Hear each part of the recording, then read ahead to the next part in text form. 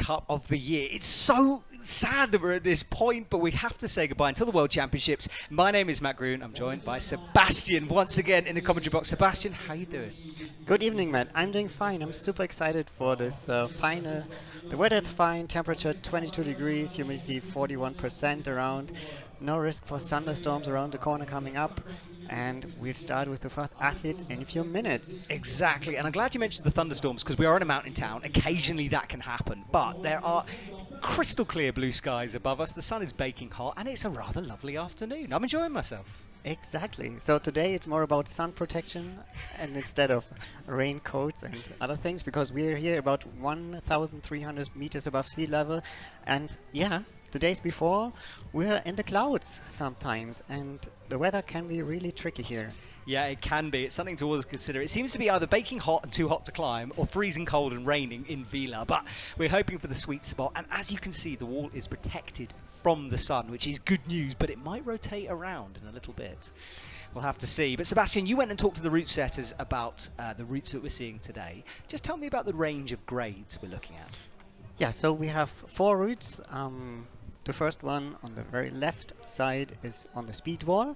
So we have different wall angles here. The speed wall is just 5 degrees overhanging, and there you see a body balancing technical route which will be climbed soon by our first climbers coming out. Those are the visually impaired. Will be very exciting to see how they can deal with that. And then we have the big main wall which will be used for the lead competitions as well. And there we have steeper parts where the route setters can put more, say, strong, powerful overhang climbing on. Yeah, there are some very difficult moves coming up, especially that one on the left. Myself and Sebastian were talking about it. There's a dyno apparently at the top, a slow dyno. So Yes. we'll have to see how the athletes deal with that one. And then route number 2, about 7B. Right, that's on the left, the speed wall, that's around 7A. Then we have a 7B on the left line on the overhanging wall. This white, blue holes on there. Then in the middle of the lead wall, the green big volume route, that's around 8A. And on the left, on the right side, on the very right side, that's about 6C for our RP1 and P3 women sport classes. We're going to get to them right at the end of the broadcast. Right now we start with that B category, visually impaired, and I think we're going to see a starting list, and there we go. So this is men's B1. And Sebastian, B1 stands, the 1 is the most serious form of the impairment. So these guys cannot see anything in this category. Exactly.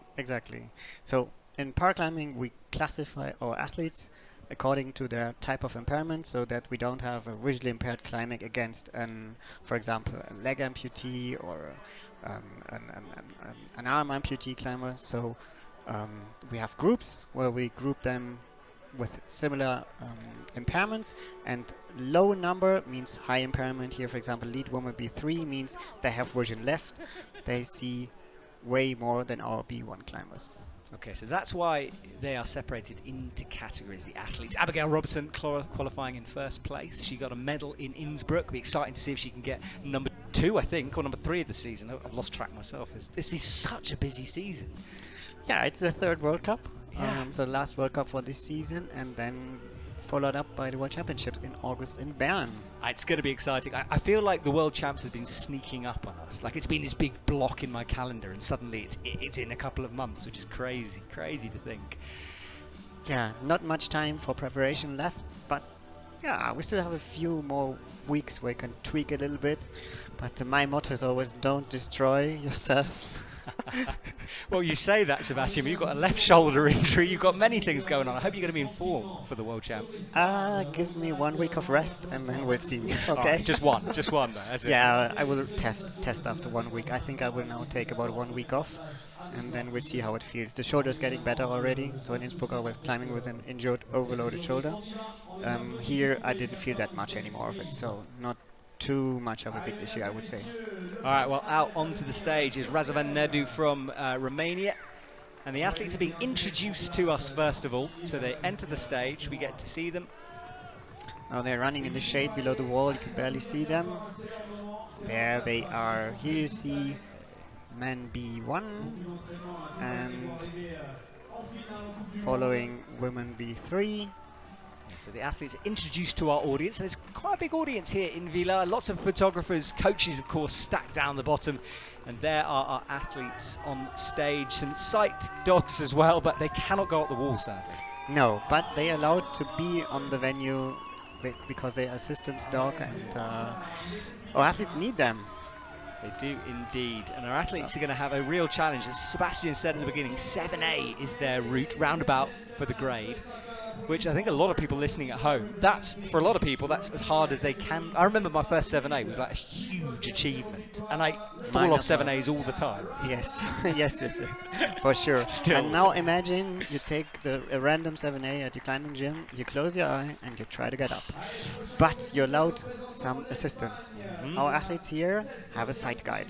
So there's one standing on the bottom and announcing the route, and give some visual information on where the route goes, because B1, you see here from Spain, Xavi, he, for example, has no vision left. So he can only say if it's maybe daylight or nighttime, but no more than that.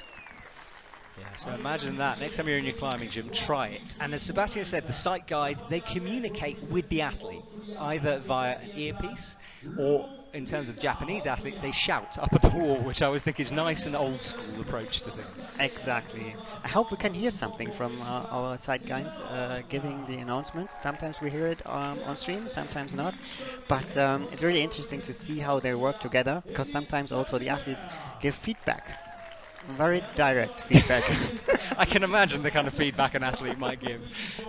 Very colourful language being used, I would imagine. Exactly. Maybe that's why we don't broadcast it. I've Maybe. wanted them to for a while, but perhaps that's the reason. Maybe. Some are really silent and direct, but in some there's a real conversation going on. You're being very politically correct. I like this. Conversations. Well, the athletes are out on stage, and we jest, of course, because the relationship between the sight guide and athlete is special. It's unique. You've got to trust them fully. So it's certainly a bond of trust between those guys. Exactly. The sight guide needs to know the way they climb. They have to feel it, and they have to be able to climb this grade as well, because they have to read the route, they have to give the information about how to climb it, they have to also be able to readjust when they see it's not working the way expected, because they only have 6 minutes of observation. So in the past, our visually impaired climbers had video demo that was removed, so now they only have 6 minutes in finals to watch together with a sight guide and to memorize the moves, and then they go back to ISO, and now will be their time to show what they've got in their minds. That changes up everything, doesn't it? Because it turns it into a route that you learn, into a route that you have to sort of instinctively manage, and that's exactly. It's a different kind of comp. Yeah, exactly. It's the sight guide who actually has the role of the climber in terms of observation.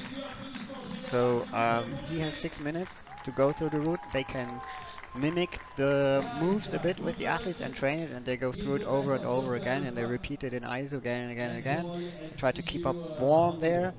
And yeah, now they're leaving the stage, and we'll see our first starter in a few minutes on stage. And of course, this can go wrong. I'm not going to say the country or the team, although they were joking about it. But I watched a team in Salt Lake go the wrong way. You know, climb themselves into a dead end. And that can happen because a couple of moves the wrong direction, suddenly you're in a place you cannot physically go up. Yeah. A real risk for the athletes. Definitely. I mean, the climber has to trust, especially in B1, as they have no vision left. In B2 and B3, they have their own visually information because they have some sight left, and that gives them a little help. But at the end, if the sight guy says go left, and you go left, but that was actually foothold, yeah. That's when the colourful language starts, yes. Exactly. I'm following you. All right, if you're just joining us, welcome to Villars-sur-Olon for the Paraclimbing, the final Paraclimbing World Cup of the year. My name is Matt Groom, joined by Sebastian Depke from Team Germany. Did I say your name right? See, this is what I always panic about your second name. Did I say it correctly? Yes. Oh, thank goodness for that. I had a moment there where I was like, oh my goodness, I've said it wrong. So Sebastian and I are going to watch the first couple of categories here, and then we have a couple of athletes from Team USA, some newbies in the commentary box. So Sebastian, you can stay here and judge. I will be here and help. That too. It's a nicer way of putting it. Someone has to organize the paperwork. Someone has to. Thank goodness you're on it, Sebastian. Sebastian has all the paperwork. He's all the knowledge in front of me. It's brilliant. I can just turn up and speak. It's just wonderful. So thank you, Sebastian.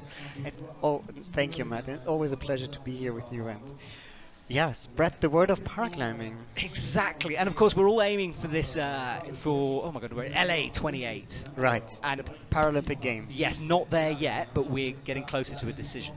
Exactly. This January, the International Paralympic Committee revealed the nominated sports for the Games 28 in LA. And so the same 22 sports which were also elected for Paris are in. And 33 sports were applying, and 9 were, so to say, striked off the list, and 2 were, so to say, on a short list for potential inclusion depending on the organizer's decision. And those 2 are paraclimbing and parasurfing. Okay, so that's what we're up. Well, obviously, all the parasurfers out there as well. I wish you the best of luck. Obviously, I'm biased, so I wish us more luck. But we'll have to see whether that's included in the games in 28. For me, it feels like they should include either both or none of them, because they went the way to the Olympics together. And talking to the IFSC office, they are friends behind the scenes. And I'm proud to say it here as well, that there's no like elbow or something like that. I would really like to get the contact and to know a bit about the people behind the scenes in parasurfing, because they went the same way, and you can learn a lot from each other, and being part of this would be great. Yes, I totally agree with you. And I think learning from other sports is always important. I mean, you were saying before we started talking that you've been doing a lot of scuba diving. That's improved your leg strength. That means you can do more dynamic moves. So what's it called? Cross training is a good thing. Cross-sport compatibilities. That one, or yeah. effects, yeah. Yes. All right, well, here we go.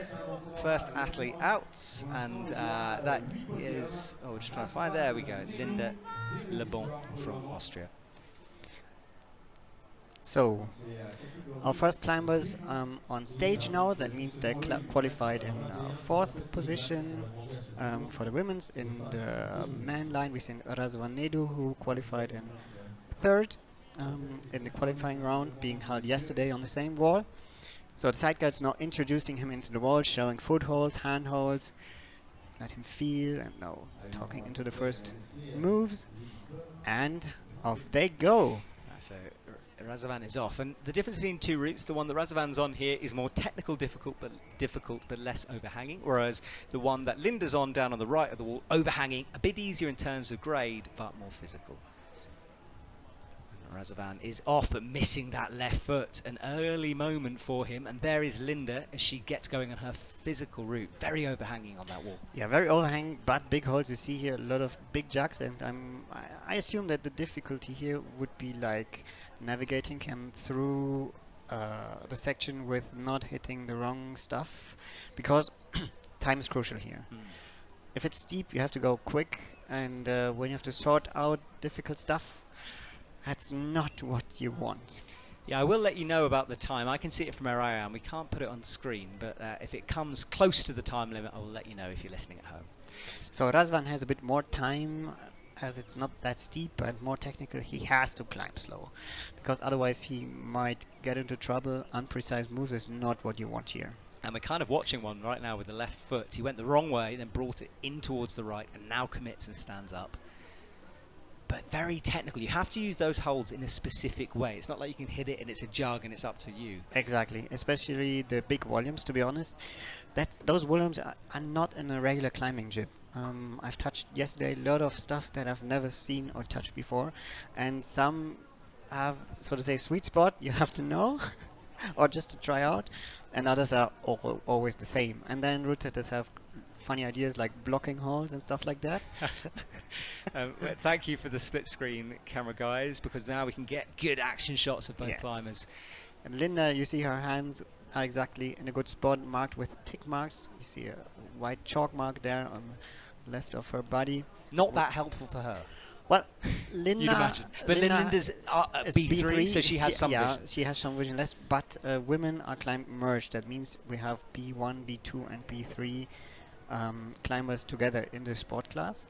merging comes into play if we don't have enough athletes to fill up one starting group. So in order to give everyone a chance to compete on the wall, they have to compete against each other, but across sport classes, which might feel a bit unfair, but it's better to have at least a little bit more unfair competition instead of no competition at all. And Linda here had to do a nasty match in those pinches, then gets the left heel into rest, about halfway up the route, and things really kick on in terms of steepness from here onwards, whereas Razovan is teetering his way over to the right, about halfway up that route, crossing between the speed lanes.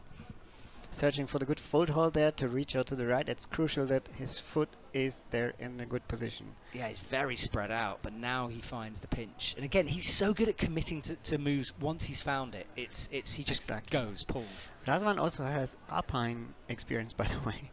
They're climbing with the Romanian coaches also on big mountains, doing stuff in the snow, far away from plastic comp climbing. Yeah, it's about as removed as you could be. Right, Linda powers on. She's onto the red jugs now, nearing the head wall. Another couple of meters to go, but there's a very hard sequence here where you start to go towards the right. More than 40 degrees overhanging here, so you see her chalk bag showing the way the gravity pulls. Oh, she makes a match, but only just held it. That left foot for a second slipping down. And if you're wondering why it's quite quiet, it's because the stadium is asked to be silent so the athletes can hear. Oh, we see Linda fall, so they can hear their sight guides. That's why it's a bit quiet. So Linda falls, perhaps pump getting the better of her there.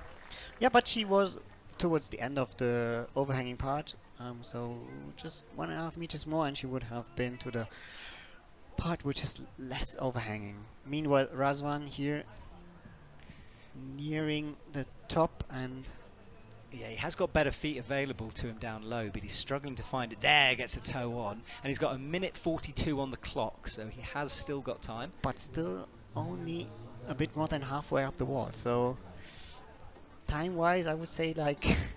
Yeah, he's under pressure, isn't he? For sure. All right, so Razovan. Timeouts are an issue with our visual impaired climbers, always. Well, especially on the speed wall, where, as you said, the angle isn't as extreme, so you get less falls. If you have a technical rule, you have to climb slow. You will automatically provoke timeouts. Well, Razovan has still got time, about a minute left here, as we see Linda exit the stage on the left, and Razovan is into the final section of yellow and black volumes, dual text as well, so not always a foothold or a handhold available to you. And again, it's the feet that he's struggling with. Tries to find a left, but really wants to get that right up on the crimp. Back and forth. Now the question is here, where do you want to go? Do you go... He intends to go left, but I would say go right is also an option here. Yeah, I don't know where, if he goes left, because left, I would say it's not the way to go. Yeah. Those are the footholds for the traverse following afterwards. I think he's gone the wrong way here a little. I would say that's a dead end, to be honest. 30 seconds to go, whatever he does. I mean, he might be looking for the plus, but he really needs, and he falls. So that's what we were talking about, which you can sometimes climb yourself into dead end. Now you see it. Now you see it there, right above his head. He would have, I think his way would have been to go out to the right, to the black yellow volumes, and then cross over to the left.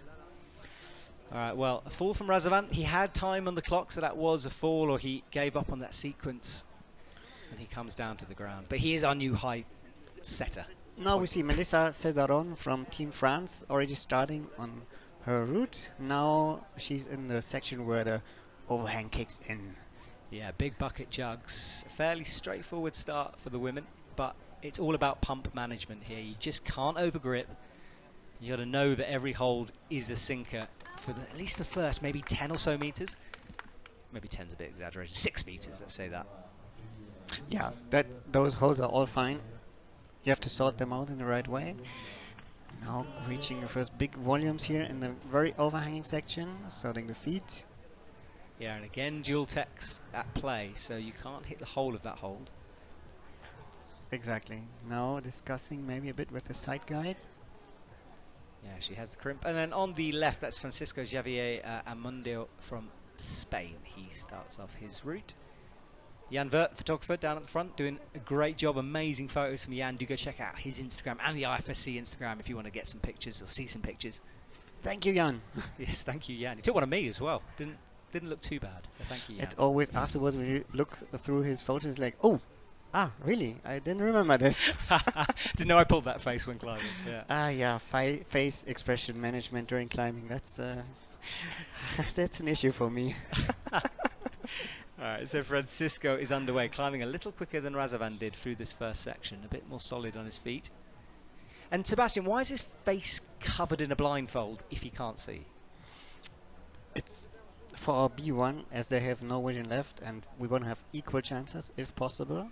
So they then climb with a blind mask on, so that we are 100% sure everyone has the same, the same way he climbs, the same chances, the same vision, which is no vision. And but this is only the case for B1. Our B2 and B3 climbers, so those who have some vision left, they strictly neglect to climb blindfolded, because it's it would be, for example, to request a wheelchair a leg amputee athlete to just campus and ignore his legs. So no one wants to be more impaired than he actually is, and I can understand this really, really good, because I've got the same feeling. There we go. Well, thank you for that. And Melissa has a moment of hesitation here. If she goes up a little higher, she will be able to find a rest, but it's rocking up onto this awkward slab that's causing her some problems. Can't find a good right foot. The pump is already kicking in here in Melissa's place. Yeah, she's close, isn't she? Oh, goes up with the right, hits the dual text, and she falls a little lower than Linda did. And Francisco carries on. Xavi is good on time. More than 4 minutes left on the clock and already nearing the middle part of the route. Now let's see if he finds the right way to go in a traverse. Yeah, Javier getting that right foot on, then reaches towards the pinch. Nice chalkback, by the way. I hadn't even noticed. That is a cracker. Yeah, I like that.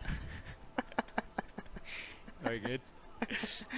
I'm always a bit jealous of the chalk bags I see. And he starts to traverse over on, and these footholds he's on gets worse and worse as he goes towards the right. Starts to slope downwards. You can see he's almost at the limit of it here before he has to commit to the black and yellow volume. Now searching for the good part on the right of this volume, which is there.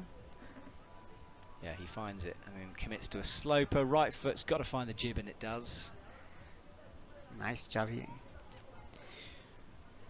But this left-hand match on the sloper is a lot, because you've got to get left hand on and bump over right onto the side. But he's going up left to what I think... Oh, no, it is a handhold. But he's missed that one on the right, or not deciding not to use it. Now brings it down. Sorting the feet, getting the feet up. Yeah, but mostly our vision impaired climbers, they step up way too high. Because if you get the info like, put your feet up, you're like, whoops, up to the maximum. Now this is the point where Razvan started having issues. This traverse, he went left. We think you have to go right. Let's see how Javier does this. Left hand at full stretch. Still climbing really solid. 2 minutes 45 left on the clock. Let's see which way he goes. So our side guides are announcing holds in a way, like for example now, like 1 o'clock, go out far. So they have a clock system to give the orientation, the direction on where to grab and where to pull to, move to. Xavi here. Wow, powerful move. Very powerful on a slopey pinch. If he can bring the left hand in, he'll be more comfortable. But now the left foot is on something. Yes. So he right foot not needed, but reaching out to the next volume. Yeah, look how far that stretch was at his limit, and now the second he gets it, he commits. Really solid, really solid. He doesn't give the impression that he's pumped or in an insecure situation. This is the way the traverse has to be climbed. Yeah, so we know it was a bit of a mistake by the previous team, but Team Spain is on it here as Javier presses into the black volume. Left hand on jibs on the black volume, and I don't think there's any handholds over on the right. I think it's pure sloper. It is, yeah, look, you can see that. And then on the far right, we have another climber on as well. That's Edith Scheinecker from Austria. And we'll flick to her in a sec. But right now, Javier is trying to traverse, flicks the rope around, but it was the flicking the rope that sent him down. And bit of a mistake, perhaps, from Javier there. Maybe it was caught, maybe he felt like it was dragging. I didn't... Well, I didn't have the impression that he was pumped or something like that, but we'll see. Meanwhile, Edith here in the steep overhanging part. Yeah, she's really got to start pulling here. Tough moves as you turn the corner of this big volume. It's a bit of a mantle style move. And there might be a possibility of a sort of a resting down squat position up here if you sink into those jugs, but we certainly didn't see Melissa get that. I think you can put some load off with some heel hooking there around the corner. Yeah, there's definitely possibilities, aren't there, if you can find them. But the question is, do you have the time to describe that to your athlete and then realize it and take the benefit out of it while you get more and more pumped? Yeah, and I've just to let you know, just to update you, I can see down Javier is having a chat with the official, or the site guy did, about that rope. So we'll wait and see if that gets appealed or something happens, but he was trying to imply there was some rope drag from the right hand side. So just to let you know at home, if you're watching, that's what's going on with that. And Edith is shaking out hard on the green volumes. Right in the middle part of the big overhanging section here. So the pump should already be kicking in, but still a way to go. There is still a way to go, and she is reaching up and through. That clock, which is frozen at 6 minutes, that's not her clock. The one you can see far back right, 2 minutes 53, that's her time, because the athletes are climbing when they fall. So on the left, you can see Shoaita, who is always the favourite. Let's be honest, that man, is he unbeatable? You know, he's so good. Yes, I think he has never actually been on a comp and not in finals. Crazy, isn't it? Edith finds a toe and presses upwards towards some good but smaller red holds. Come on, Edith. So now, nearing the end of this overhanging section, but come on, Edith. Tries to find the left, gets it in. Good work from Edith here. So our routes are built in a progressing way. That means it starts easy, but it's getting harder and harder towards the top. So it's not like comparable to a commercial gym route, which are mostly in the same grade from the first to the last movement. So which makes it sometimes also difficult for route setters to say how hard a route actually is. Come on, Edith. Struggling already? Yeah, huge move required there, and she does fall on it. And there is Shoaita confidently climbing his way through the black volumes. Our legend from Team Japan. He's often not the quickest climber in the world, but he just seems to keep on grinding it out until the end. Yeah, sometimes it looks like he's super unstable, insecure, but then proves the exact opposite. Yeah, he's one of those that I always think is going to fall, and it's exciting to watch because of that, because you're always on the edge of the moment where he might go, and yet somehow he tops out the route, so gets high on the head wall. Exactly, a good candidate that we see maybe a top here. Oh god, we might have cursed him here, Sebastian. We have to rein it in. Currently, show is only about a quarter of the way up. Yeah. 4 minutes 19 on the clock. Let's not put too much expectation on right now. No, exactly. And that was good. He used his right hip there just to scrub on that volume. Yeah, you see Shoaita also proves the footholds before he's stepping on it with his hand. There you see he's searching for, is there a foothold? Yes, no. There he's already testing. And he's using it, he's touching it, but he's not holding onto it. So he will memorize it and then use it with his feet later on. So the side guide for him is announcing way less feet information than the others, for example. You saw him do it there with the right hand. So he felt the hold, used it obviously, and then immediately his foot knew exactly the position. Exactly. So it's a lot is about precision here, exactly in this place where the traverse starts. I'm going to call it the walk the plank move, because they really have to sort of walk towards oblivion on the right hand side. You don't want to walk off the edge of this volume, but you have to go really far over on the right. So there you see he's also asking and giving directions, and so there's a two-way communication happening here. Japanese side guide just shouting up the wall, standing at the edge of the at the edge of the stage. Yeah, the Japanese guide doesn't use a radio. He calls up to show up on the wall. Shoaita is stood up, and this is what I think is potentially the crux of the route here. So meanwhile on the right, Abigail Robinson started her route already quite a significant way up. climbing very confident and stable there. And Shoaita chalking up for the next moves. Big leg, up far, pinching into it. Come on. Yeah, he is swapping his feet over, now squatting down on the black volume. Moves towards the left. So, if Shoaita now sorts out here the part in the right way, then we might see another high point. Come on, Shoaita. Show reaches up towards the right. 2 minutes left on the clock. This is the way Razvan Naidu went the wrong way to the left. So pinching confident here and pulling himself up into this. Feet up high. Yeah, left hand wrapped around the pinch. Now reaching up to the final pinch. He has to match and then move on to the left. Yeah, he's got that match in. Moves way out towards the left, trying to find the blue hold. Stretches, reaches around. Got the pinch in. 1 minute 25 left. Just a few more meters to go to the top. Now we see, let's see if we see a new high point here. Yeah, 1 minute 11 on the clock. Final section to go for Show. Brings the right foot over. And now he's committing to these pockets, reaching through. Now he has to sort them in the right way because there are no more footholds out to the left. So he has to get his feet up really, really high and bump his way through it now. Come on, Show.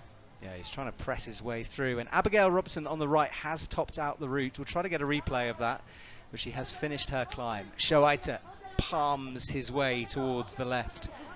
30 seconds left. Oh, come on. Foot match Wow. there.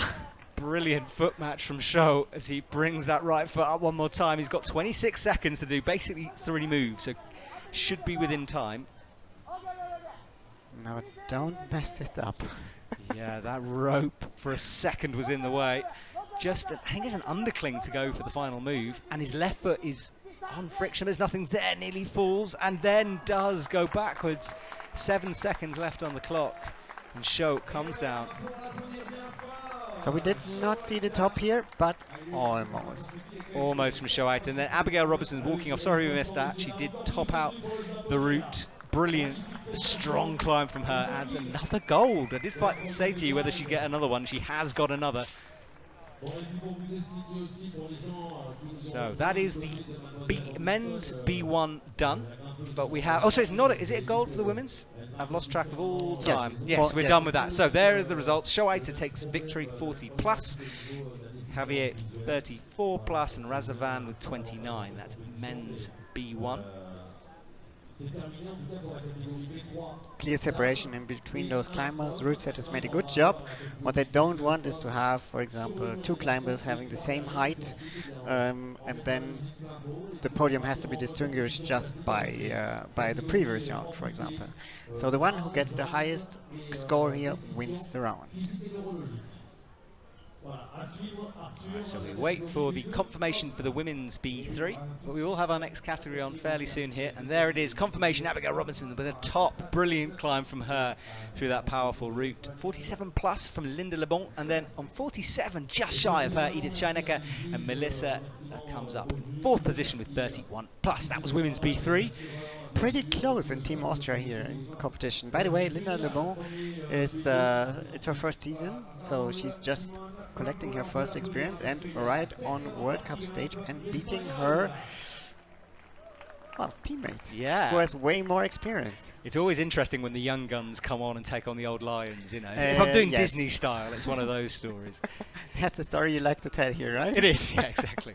I love a bit of Disney. And to be honest, we have seen this season in Innsbruck last time, even 2 times, climbers who have never been on World Cup stage before and picking gold in their first appearance ever. So impressive, isn't it, to deal with that kind of stress. Well, this is men's B2. Remember, the 1, 2, 3 stand for the severity of the impairment, 1 being the most severe, 3 being the least.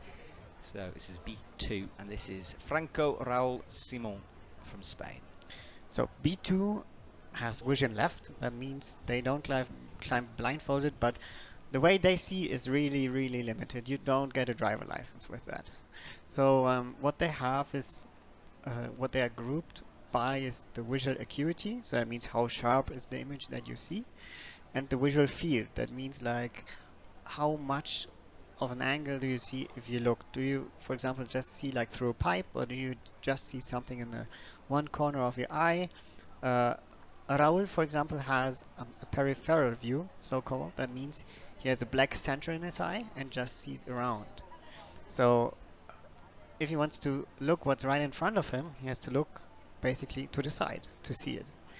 And it can be very tricky for our visually impaired athletes to make use of that for climbing, especially if you just see in one corner of your eye something. Or, for example, if you have both impaired, so the visual field and the visual acuity, in comparison to someone who has just one of them impaired. But this type of system our athletes are grouped by, or classification or sport class setup here, is set by the IPSA, the International Blind Sport Association, and applied in many, many para sports. Yeah, and he is now on that sloper. He's going to have to mantle up on this walk the plank move. Gets that right foot pressed in as maximum rubber as possible, and then starts to rock up. The big difference you notice when you compare B1 and the other climbers is that the others are way quicker, because they see something on their own, so they just feed this into the visual information, or the information they get from the side guide, and that's then what they mix up in their climbing. So sometimes those athletes go their own way. It's like, I see things different here. Yeah, grabbing control back, standing up, dances the left foot through, nice inside. Oh no, decides on the foot match instead, but that left foot is not really on. Yeah, he tried a bit to see if there's friction all over the volume, something which is really important here. Because I noticed even the sanded, the parts with friction of volumes are sometimes sanded. So you don't have friction on that sometimes. We see him fall. He struggled snatching towards the crimp, just got it, but from then onwards he looked a bit shaky and falls on the step-up move through the black volumes. So, a fall for Paul. And next up for men's B2, we'll have Simone Salvigent from Italy will be up next, coming through that entranceway. You can see right in the middle of your screen. Behind that is the isolation area. There's a big climbing wall the athletes can use to warm up and get ready. Or to stay warm. To stay warm, exactly. Which I can't imagine a day like this. I'm warm the second I leave the hotel. It's boiling. Now it's very important that you keep your body and your mind in a way like now we're gonna give 120%, and always to like keep it active, but being not too stressed by it. It's something you have to learn and get some routine into it over the comps you do. So for example, now I have a really good feeling for that. How much time do I need to get warm? When do I have to go back on the wall? When I kind of calm down? Something you just try over the comps and trying to get in the perfect way. Yeah, experience counts a lot, doesn't it, Sebastian? It's one of those games, the professional comp climbing world. So this is Simon just finding out the first couple of holes, checking to see if his shoes are all clean. That's good. That's super smart here, because the floor here has a lot of dirt on, and I did the same before every route, like trying to get your shoes as clean as possible. So Simone, by the way, is my former athlete representative colleague. He was one of the first athlete representatives, together with Urko Carmon Barandiaran many years ago. So now I'm the athlete representative, the one who speaks up for the athletes at the IFSC. And Simone, was the first a long time ago. Good knowledge. Well, he's now fully committed to the climbing world, and he's again using the show method of that left hand dropping down just to check the handhold he's about to stand up on. Hits the side pull, and then we know that that's really the last of this tricky sequence done once he's got his feet up. And now he has to commit to that left again, and it's kind of blocked underneath the volume. Tricky from the route setters. Simone hasn't done too much competition last year, I think not at all, because of an accident he had. So nice to see him back on the wall. It is good. And you can see that's the radio pack he's carrying behind. Looks like an old school Walkman, but it's that's the radio system. See, it's linked into his ear and then secured with the headband he's wearing. Exactly, because if the rope is banging around there, can easily grab the cables and rip it off. We have seen headsets falling down the wall in the past. That becomes a problem, doesn't it? Then it's the shout method only. Yes, then you have to switch methods for sure. Rapidly plan B. All right, well, Simone is got the big left side pull. Gets a nice flag in as he reaches up with the right hand, and he'll want to match when that left foot finds the hold. He's on it now. 4 minutes 10 seconds left, so a lot of time for him. You see already more or less halfway up the wall, and that's the difference. Our B2 climbers are quicker, and so they have less risk for timeouts. But for now, no timeouts yet. Everyone fell before the time was out. Yeah, we haven't seen a top on this route. We've seen a top on the women's route from previous. Abigail Robertson getting that gold. And right now, we're on the pinches, right in the center of the speed wall. Route setters love it if there are just very, very few tops. But we would like to see at least one. Yes, I know. I never know where I stand with this. I quite like lots of tops because it's super exciting. But then obviously we are looking for separation from the athletes. And if everyone got a top, it would be disappointing. Right, exactly. Yesterday in qualification, for example, one of the visually impaired athletes was hanging on top, and the side guide didn't announce in the right way, and she was searching further and further, and had at one moment the quick draw of the anchor in her hand, and then knowing what to do with that. Yeah, that is not what you want to be holding on to. Simone is on the walk the plank, pulls. There is no hold after the top hold. But still way to go for Simone here. Shaking out. He's got lots of time left still, coming up to, well, actually not that much time, about half. He's on 2 minutes 50 and he's halfway-ish up the wall, but it's hard to tell with this because it weaves from left to right and then back again. It's a lot longer than the 15 meters would It's imply. not 15 meters. No. And the top hold is also far, I would say a bit above where the speed top buzzer is. So it's more than 50 meters actually, what they have to climb here. Definitely endurance coming into play. Techie route finding, technical moves, and this foot swap has been done a few different ways. So you see two ropes attached to his harness. This is double top rope system we see here. It's in paraclimbing used especially if we have got traverses like here to avoid pendulums left right. So if we would just have one anchor here, he would, in this case now on the very far right out of this wall, he would swing in to the center of the wall. In this case, as you see, he's not swinging, falling there, because the double top rope prevents that. Alright, so the sun now peeking through the gap in the walls, still protecting the athlete. Simone is done, he gets lowered, and we have two men left for B2, Koemo and Fumiya from Japan coming up next. And again, Fumiya, I mean, we've watched him climb so often, so many golds for him too, so we'll have to see. And that lead wall will also be in action, as will the speed wall, next week for the able-bodied World Cup that comes next week. That's kicking off on Friday for qualification. And trying to remember the schedule. Speed World Cup as well? Yeah, Speed World Cup as well. That's coming. So lots of exciting times ahead. And then after Villars, we head off to Chamonix. So lots of climbing if comp is your thing. So this is Guillermo from Spain, getting sorted out with the carabiners from the ropes, that two-tier system we saw. And I haven't heard anything else about the incident with the rope that got caught. We haven't seen it happen again, so possibly an adjustment's been made. Maybe it was just also an issue caused just in this case, maybe also by the climber bit. I haven't seen it, so we'll see. Yeah, there was a conversation, but I don't know how much further that's gone. It was difficult to tell if anyone was even at fault, whether it was the rope dragging or what was happening. Yeah, double top rope, you have to get used to it, because having two ropes there, you have to sort them out in a way that you're not tangling them up. Happened in qualification yesterday. Or when you fall, that you have them in the right position. I didn't yesterday, so I had a little unhappy encounter with my ropes and overhang. Luckily, you're all right. You have got a big old Yes. scratch on your head from that. Exactly. So once again, a little hint in the direction of Sepp. Maybe bring your helmet next time. So my new idea is now, if there's double top rope, I will always wear a helmet. That is fair enough. Well, Guillermo has not got a helmet, but he has made good progress through the bottom section. Really quickly up as he looks down towards his right foot, crosses through with the left, and then unwinds over towards the big volumes, which he can match. Guillermo also uses the protection of his ear to avoid the earphones to get pulled out by the ropes. Now chalking up and looking up to sort it out, where to go.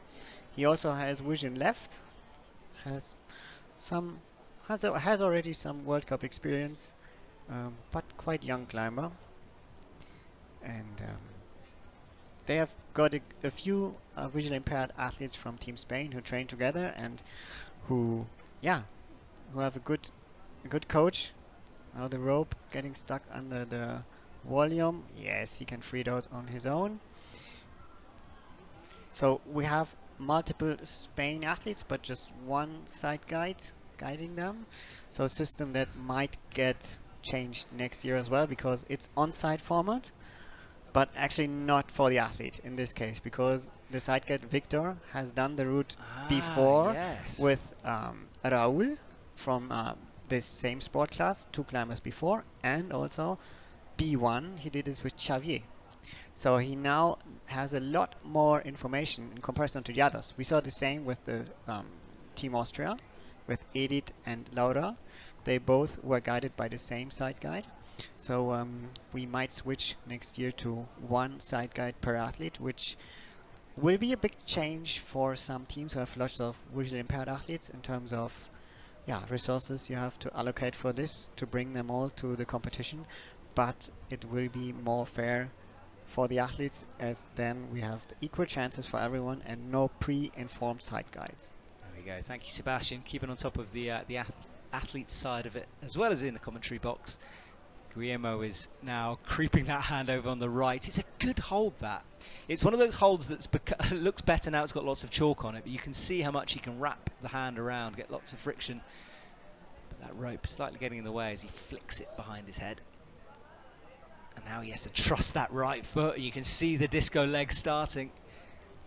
And his left is not on it not currently. on the foothold, not on the foothold, but there's friction almost everywhere on the volumes. Oh, he's in real dangerous territory here as he matches the right foot around the side of the wall almost. Well, there's no black There's no black tape, you can do that. Wow, I wouldn't risk it because Yeah. I mean, actually, if you grab around the corner, that it's a really good hold, but maybe there was some instruction before, like, don't do this. We had this in other cases, in Innsbruck, for example, about the limit of a wall. I said, like, this cretin part on the right, on the left, is forbidden to touch. They might have called the red tape black tape, if you see what I mean. Maybe yes. Maybe yes. Oh, Javier misses the right hand, slapped up for the crimp, couldn't find it. And he started to look, after that feet sequence, started to look like he was gripping hard. Just missed the crimp over on the top. Yeah, with visually impaired athletes, and they don't see, well, at least the B1 don't see it, B2, B3, they always can say, like, yeah, well, I didn't see it. Fair point there.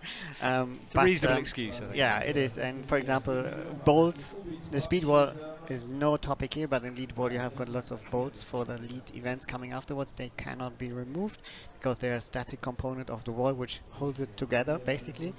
And to avoid unhappy rankings because of stepping on bolts, if you step on a bolt, you're called out of the route, and this is the ranking you end with.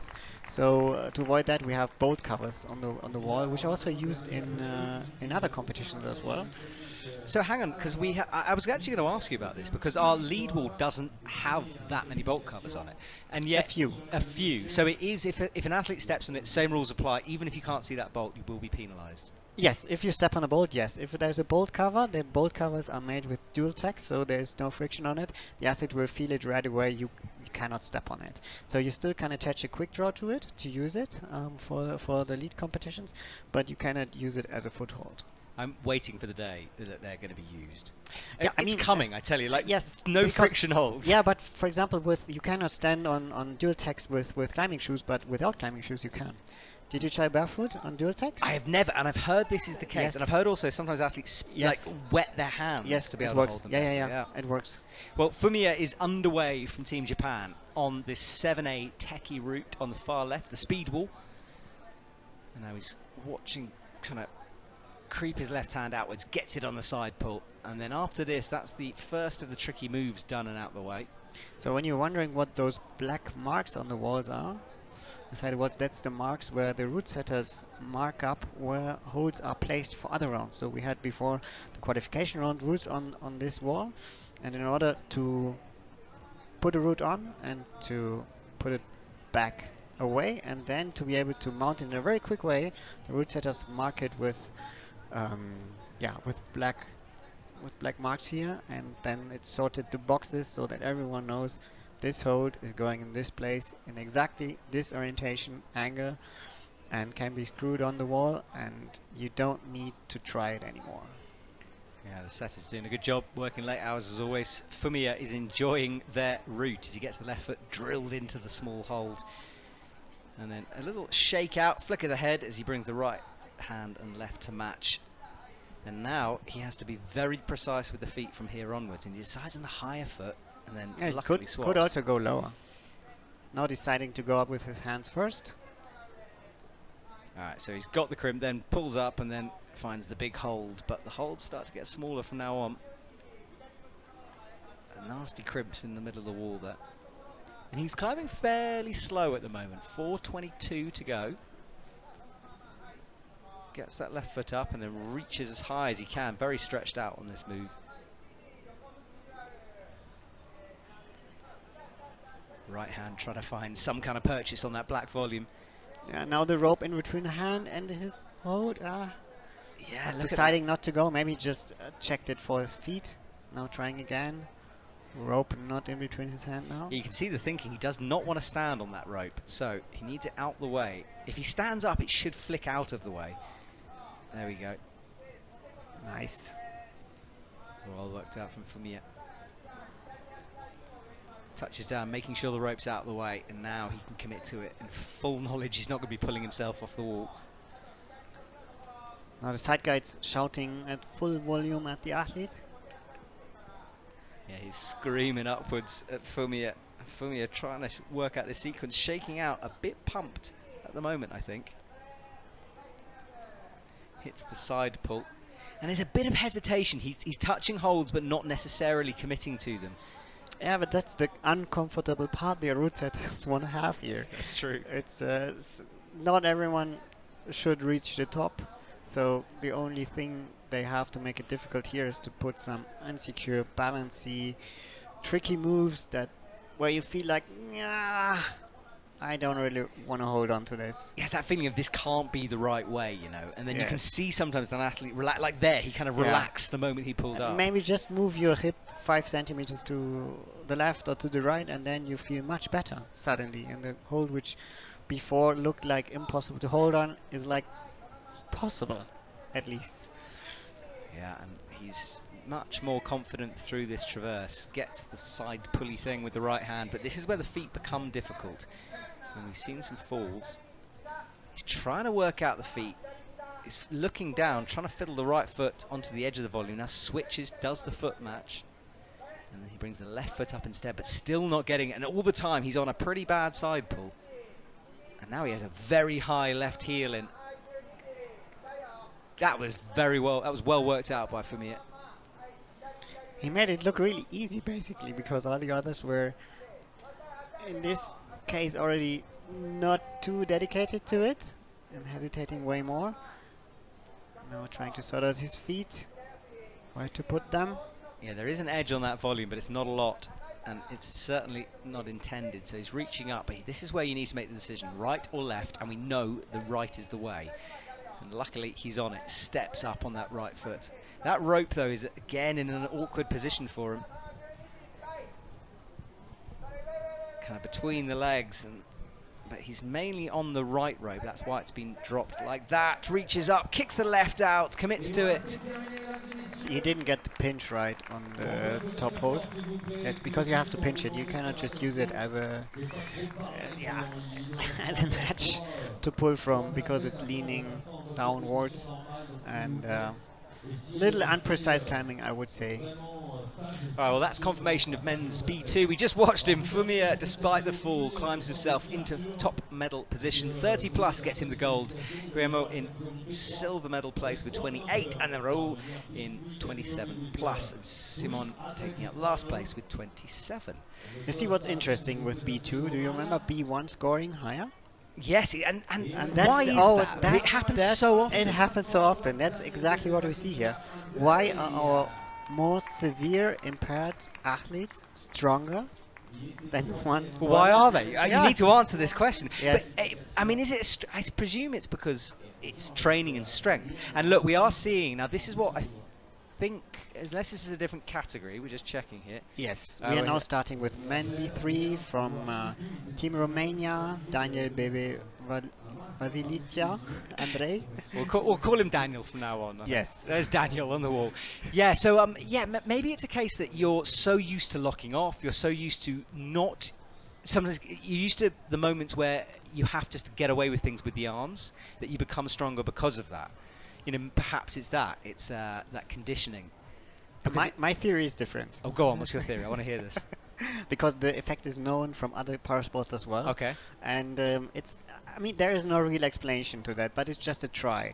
That B1 athletes are very often impaired already from the beginning of their life. So it's a big difference on when you start to adapt. Interesting. That's one point. But also there are B2 and B3 athletes who are also impaired from the beginning of their life. So that's not an explanation which can work out for everything. But if you have visual capability left in your eye, so you can still see at least a little bit, you're not forced to adapt as hard as others are. So if you one of your core senses of your body are taken away, you have to compensate in a much harder, in a complete different way. And so we think that those athletes who have no vision left develop some seventh sense that they use in this style of climbing as well.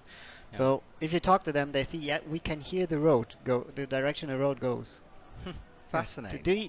Can you imagine how that works? Yeah. I cannot, to be honest. No, it's very difficult to picture it, isn't it? Yes. Well, Daniel is doing well. He took a slightly different route through that section of the wall. Has the right hand now up on the sloper, and then bumps his left.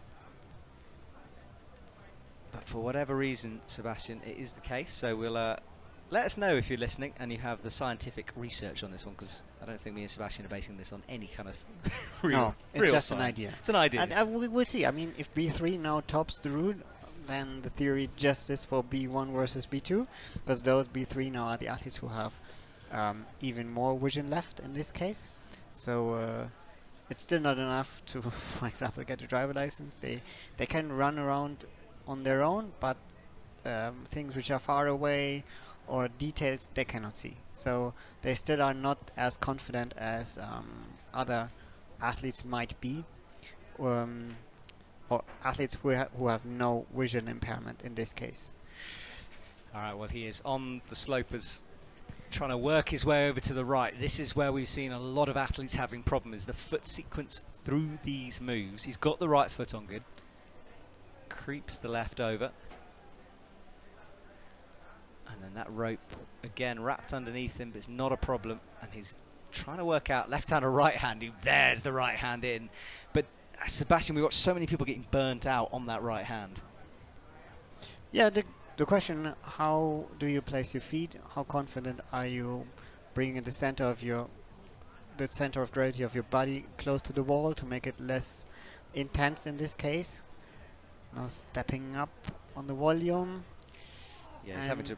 I think he would want his feet the other way. Hard and falling in this place. Yeah, I think he got the sequence wrong through there, because you can see him almost crossed through with the right foot. Very tricky to then stand up in that position.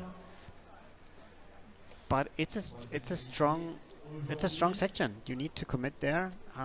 There are not that many other options. There are not. Well, he's down.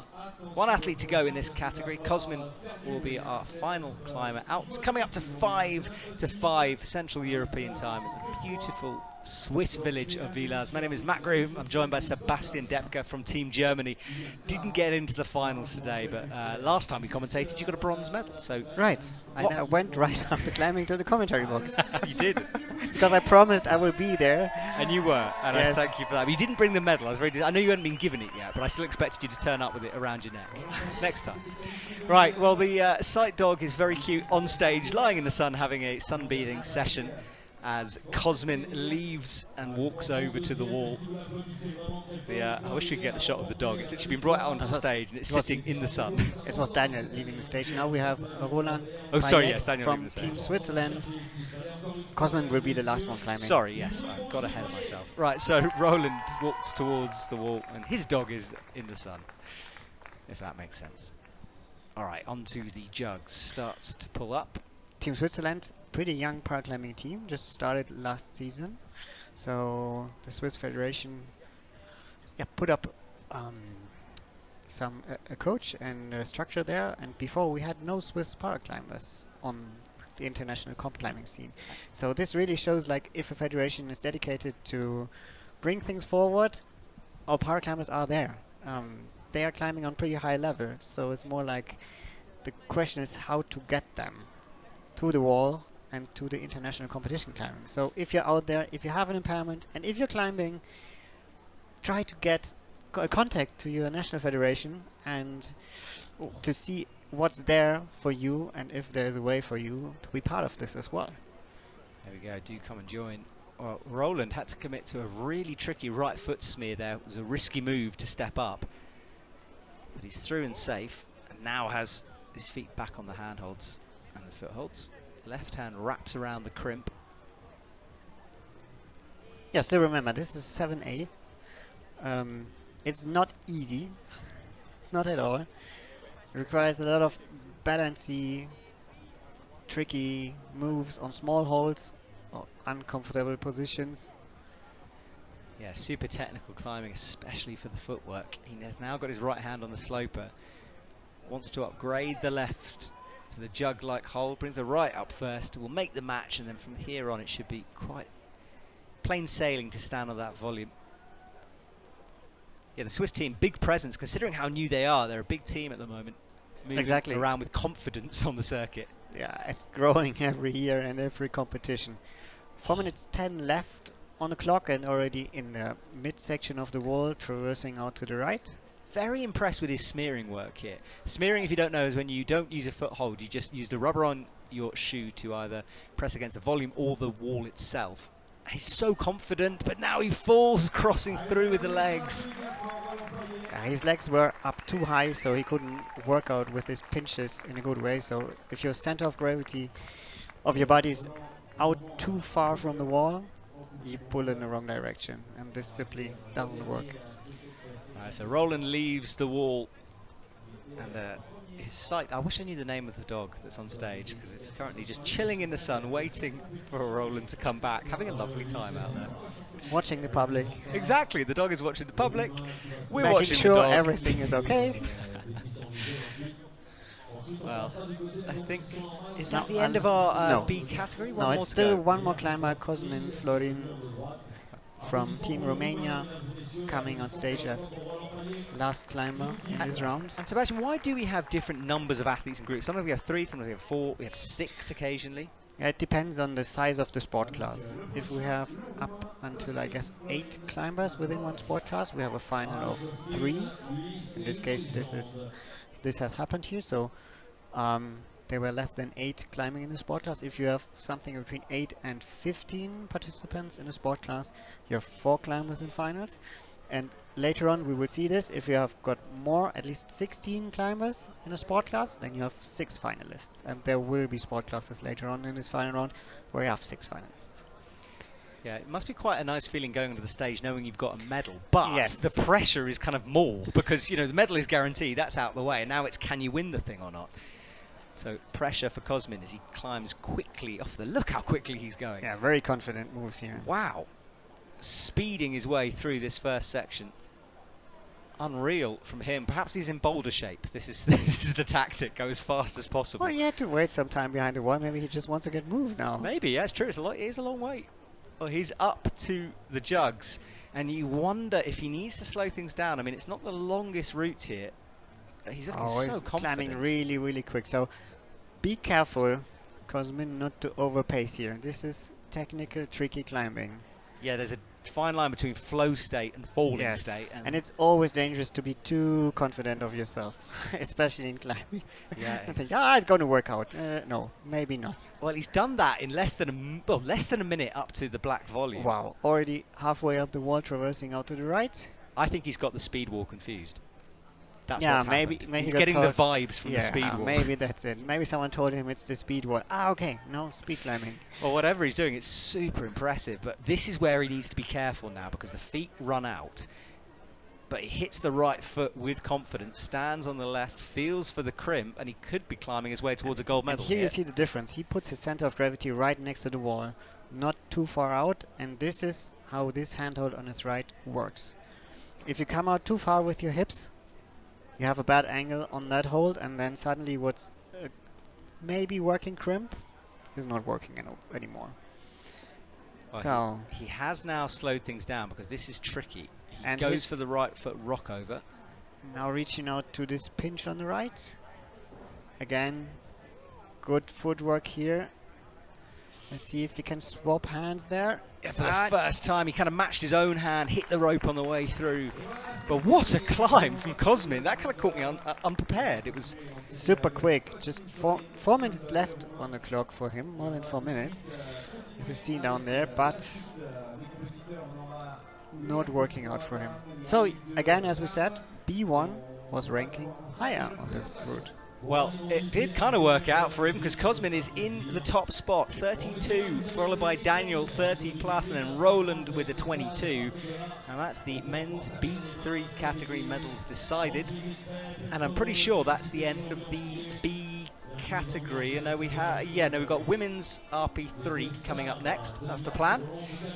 And we are in a minute going to have a commentator swap because from Team USA, Kyle is behind me, who specifically wanted to commentate this category because this is your category. But wait, Sebastian, I'll say goodbye in a sec to you. You might return. Come and chill in the commentary box with us for a bit. I will. Thank you very much, Matt. I will be here to help. All right. Thank you, Sebastian. Best of luck in the World Champs for you. We're just going to swap things over a little bit, bring Kyle into the commentary box.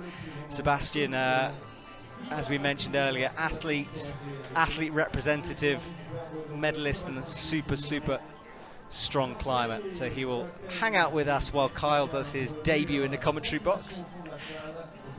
Sebastian, we're getting all linked up here as we're about to move on to our next round of athletes.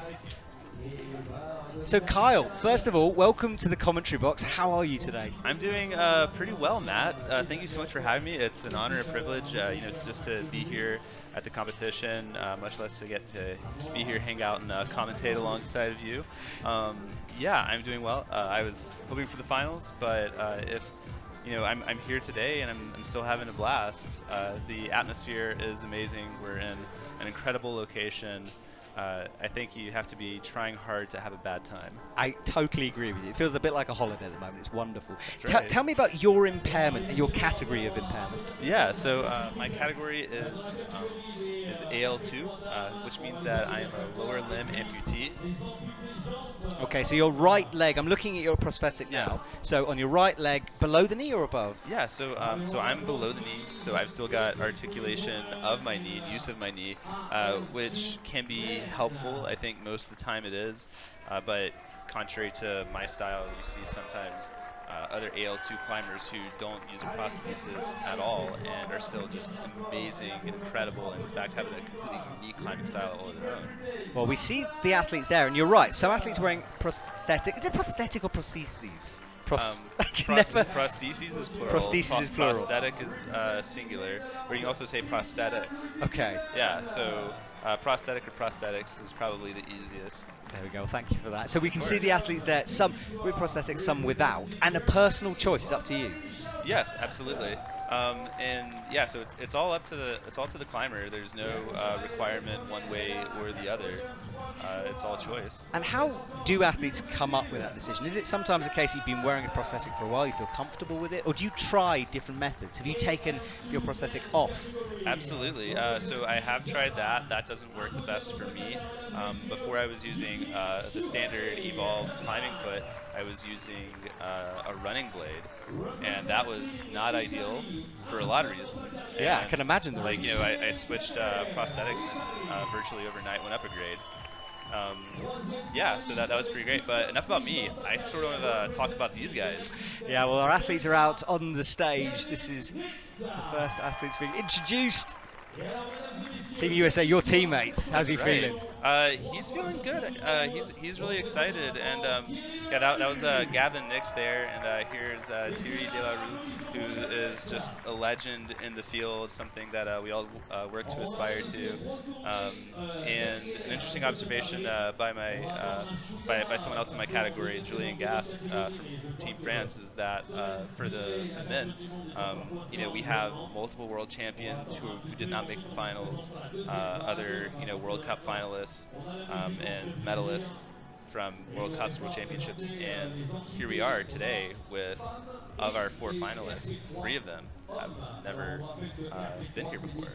It's good to see kind of new blood, fresh blood coming into the sport, and especially as we're sort of approaching the World Championships in a couple of weeks now. How's Team USA feeling about the World Champs? I think Team USA is feeling pretty good. We had a really strong showing at Salt Lake, which you sort of expect because it's in the U.S. Maybe not quite as many people would travel there, but then to turn around and do really well at Innsbruck, and for some of us who stayed to come here to Villars, we're turning around and putting a lot of people in the finals for Villars. Gavin had just a stellar performance yesterday, and here he is, qualifying in either the second or third spot in his group. And he's just one. We've had several other people also looking really strong yesterday in the finals and just peaking at the right time. Well, let's just go a bit deeper into these classes. The AL Sport class covers athletes with a lower limb impairment. That will be, so that's your category, and then women's RP3, who we also have up on the stage. I'm just trying to get the exact, so RP is neurological or physiological impairment, so that covers a range of different impairments, and getting in depth in exactly what the athletes are struggling with. It's always, someone said it to me today actually, that it's so interesting watching athletes on the same routes we've seen, because you have to figure out different ways of climbing it. Right. And it's, just saying, oh, I can't do it, is not a case. You have to push through. That's right. I think that there's a specific desire to like problem solve and to puzzle solve, and there are times. I mean, I'll be the first to admit that there are times that I've climbed a boulder problem or a route, and you just get to a stopper move that is a stopper move because of your disability, and you're just like, oh man, well, I guess I'm not doing this. But I think for a lot of us, we have this innate desire just to like be stubborn and bullheaded, and if not determined, and to in fact find a way. And what's really fun is when you do find that way. Sometimes it might be with the beta that the route setter intended, and then other times you might get some oohs and ahs from your friends at the gym because you end up inventing a totally different way that no one ever thought of. Yeah, it's amazing to watch it, and so many different sort of physical characteristics required from it as well. I mean, I'm looking at yourself, very big upper body, Kyle, you're like a strong dude. And do you try to find you cheat your way through certain sequences sometimes, like unleash that campus ability? Well, yeah, I mean, sometimes I do try to harness my inner Ben Mayforth, if you're familiar with him. I am, and, one of the things I learned wrestling in high school and college, I had a coach who used to say that, sometimes you just got to throw the technique book out the window and go for it. And sometimes that actually works really well. There we go. Well, Kyle is joining me in the box right now. On stage is Martha Evans from Great Britain, women's RP3 category. She's in the middle of the stage, just waiting to get underway. I'm not sure the delay. I think we're waiting for our next athlete out, or she's reading the route. And now she approaches the wall and will start her climb. These climbs look incredible and fun. Big kudos to the route setters. Yeah, Shunhei Yuki from Japan is also on the stage. He's on the far right. I got to hang out with him some yesterday. He's a very nice person, and watching him, he's just an incredible climber. On the left, Martha gets off the ground and going strong through the white volumes. Absolutely moving with confidence. There we go now. Better shot. We can see her. She pulls through, left foot out, and very powerful straight off the deck. Right, absolutely, and a really great drop knee again with confidence. She looks like she feels comfortable resting there and just setting herself up for success for future moves. Yeah, so she's underway, and then Shui is waiting for his climb. Look at this from Martha. Brings the left foot up. Good knee bar in. Great knee bar. I always love knee bar myself. Out with the right hand. And we did see a knee bar in the roots yesterday. That's and again, sort of moves that we haven't, sometimes is not usual for paraclimbing events. Right, yeah. And, you know, sometimes these moves are really difficult, you know, for one laterality or another. And that's where sort of your own creativity and perseverance become a bigger factor than anything. Martha's there, and then that is Shui. And look, he's not climbing with the prosthetic, so this is what we were talking about. Absolutely. It's a very unique style of climb, and it's one where unless you have other people around you with the same physical impairment, your beta is your own. Well, look at that jump as he dynos over Absolutely. Towards the left. So powerful. I mean, look at that, like holding a flag up on the wall. And Martha is steady as she approaches the big white volumes on her route, really pushing her outwards. That's right. A lot of great use of her core and her lower back, and just staying steady there on these holds. Well, she begins her way through the blue volumes, climbing very quickly, approaching the head wall, and then a big move again, wrapping the right hand onto that sloper. Absolutely, and I think what's most impressive about this style is the quality of commitment which you have to climb. There's no hesitation. It's read and go, because you can't halfway to commit to these moves without losing it. Yeah, the strength required is crazy. We can see him shaking out on the right. Martha has Another good knee bar. yeah, another. Second time she's done that, and a drop knee, but she could be big bump up at the left. So strong. And, oh, wow, that was an impressive performance. It was. She goes. Look at that on the right of your screen. Yeah. One armor. I want to see a crowd hype here. That was a perfect opportunity. That was amazing, yeah. Incredible from him. He flicks himself around, but he's wrapped in the rope a little bit. He's got to be careful. That right leg. Now he's in a better position. Solid rope management. Look at this finger strength as well. Wow, yeah, incredible. I think he's got to find a way to get. Oh, well, yeah, there we go. This man is on a bit of a different level here. Big bump up with the right hand. Moving with more control and confidence now. Yeah, he is. Oh, Falls just wow. before the head wall.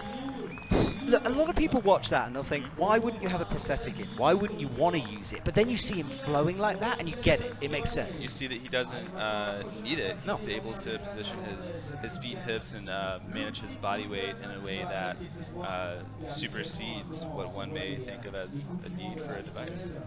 Well, impressive first climb there. We have 3 men to go. David up next. David Camera on the men's AL2. That's right. And we look at there, he is up next. And then for the women, Christine will be up for the Netherlands. So, exciting round there. And our first opportunity to see those routes. The one on the left you can see is about 7A. Okay. 7B, sorry. Oh, and then interesting. the one on the route number 3 is 8A. That seems pretty perfect. I know a lot of us in my group, we have projects at about that range, so we're definitely pushing, our limits when we're told, all right, let's go on-site this. Yeah. That's wild to me. 8A. We have so Christine hard. off going, Yeah, Christina. moving strong and fast immediately. I think you have to with this route. I think it's one of those you just got to keep going. Absolutely. This is where pacing becomes super important, and pacing for one person might not be the same as the pacing for another person. There's quite a lot of variables that dictate that flow. Locks that knee in, and then you can see starting off in your category, David Camera from Italy is underway on the right. Yeah. So she's still got that left knee locking it underneath, now releases it, brings the foot down and shaking out that left foot. So that shakeout is probably largely because she's compensating and having to find a way to use something that might not be as easy for her as it would be for others. Yeah, she's resting in a different position now as we watch David slamming his way up through the 8A. That's right, he sure is. He started off maybe a little bit slower, sort of feeling it out, but he looks like he's found the right momentum now. Yeah, I think again enjoying the flowy moves. Absolutely beautifully set route, this one. From looking at it anyway, as an outsider. They absolutely are. And here we're privileged with an excellent shot of both climbers ascending together, which is kind of beautiful. Christiane is shaking out, looks up. She enters the 3D section. David is doing big moves in the middle of the route. Absolutely. And now he hits the undercling with the left hand. 2 hands in, pulls his way through. Oh, wow, powerful Gaston. But now the campus style section starts. Dual text for the feet as well, so very little friction. And you can see the big slip. Yeah.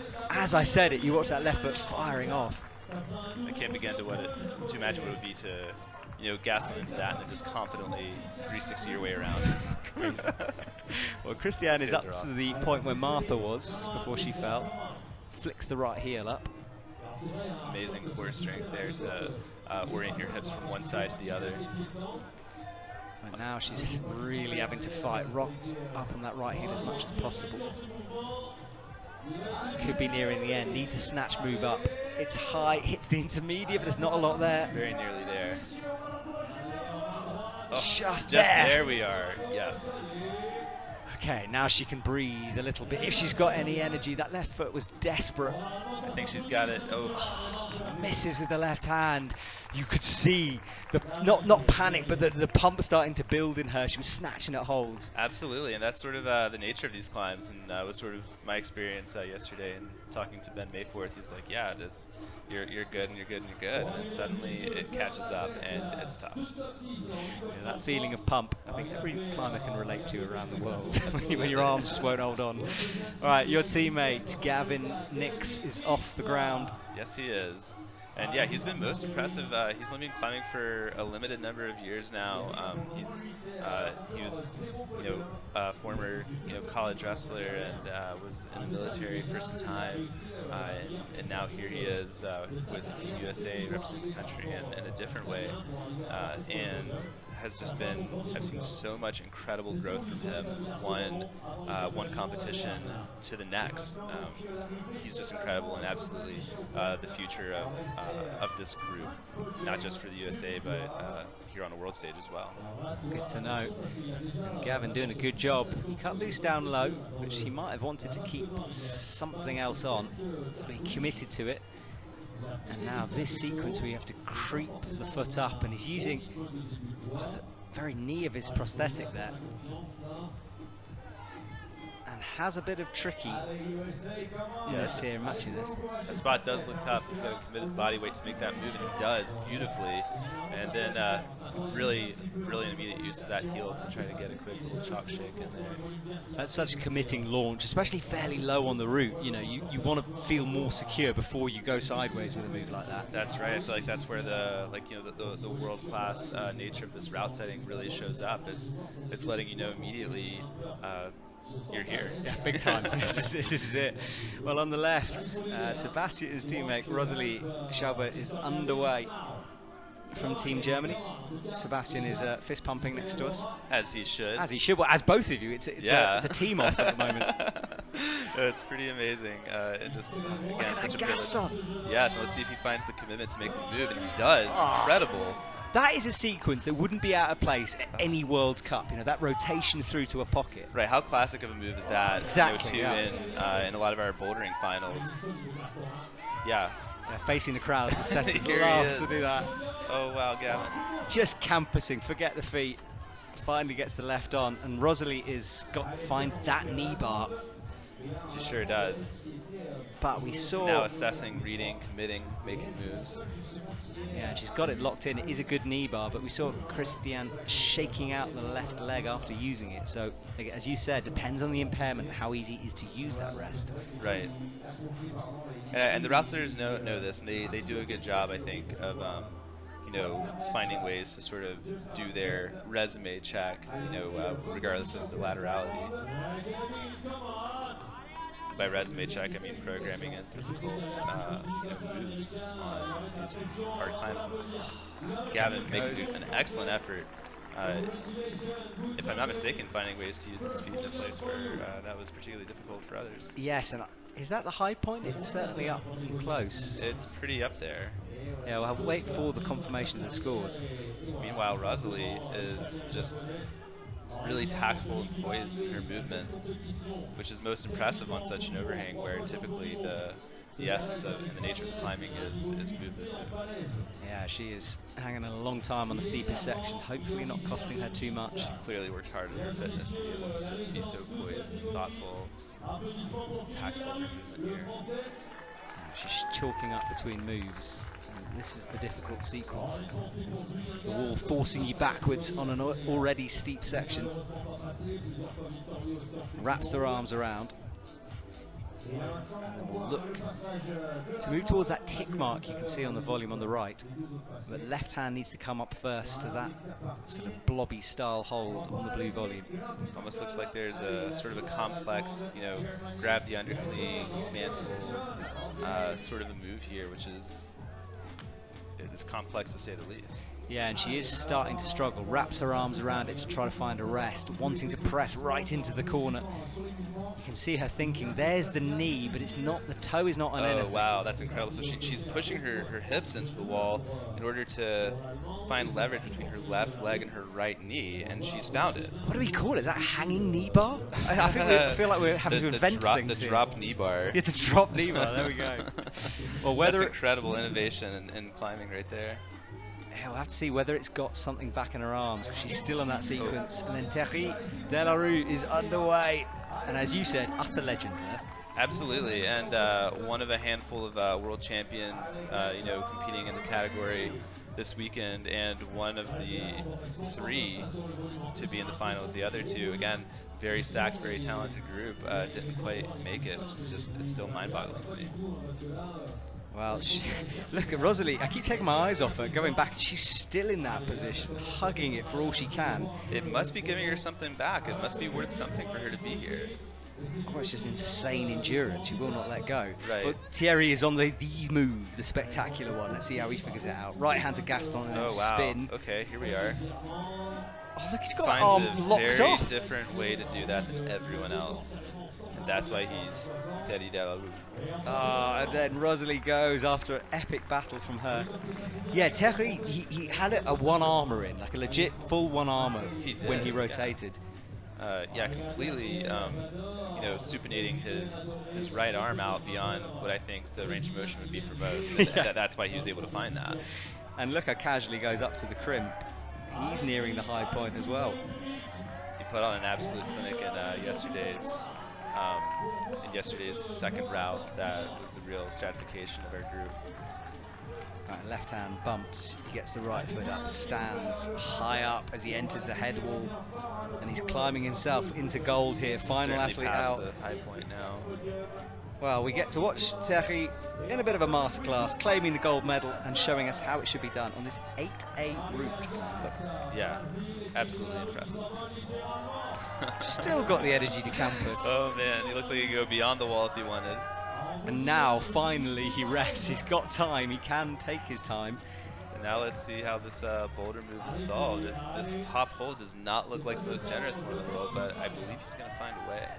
Yeah, he's got to get his feet as high as possible. It's a full-on launch, it might be. He does jump. Oh, wow. Impressive commitment from Thierry.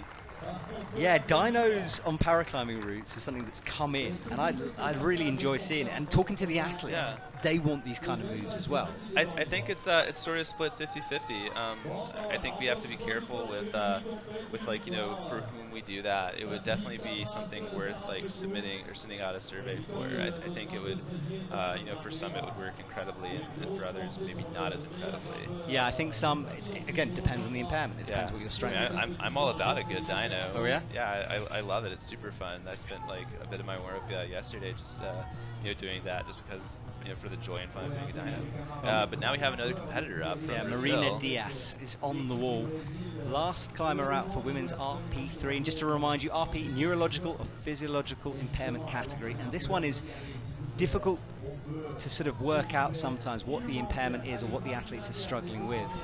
Yeah, I like to think of them as more neuromotor impairment because there's typically something neurologic that's impairing the motor movement of these athletes. Comes down to nerves, muscles, and so on. So I like the term neuromotor a lot. But here she is, just looking incredibly strong, moving with confidence, the sign of someone who's truly talented at reading routes. Yeah, she's in cruise mode here. She shakes out. Someone described it to me the other day that sometimes it can feel like all of the muscles are sort of going crazy in your body. Your legs can twitch. There are various different symptoms with this RP category. It makes it so challenging to climb. Absolutely, yeah, and we refer to that.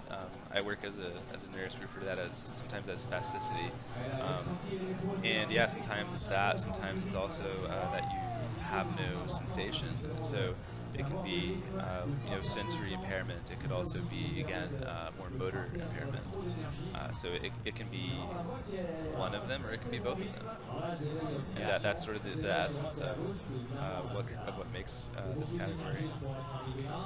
All right, well, Marina is reaching out to the right in this position that Rosalie was in for such a long time. She tried to find the rest. Brings the feet high, and she will look to bump the hands forward.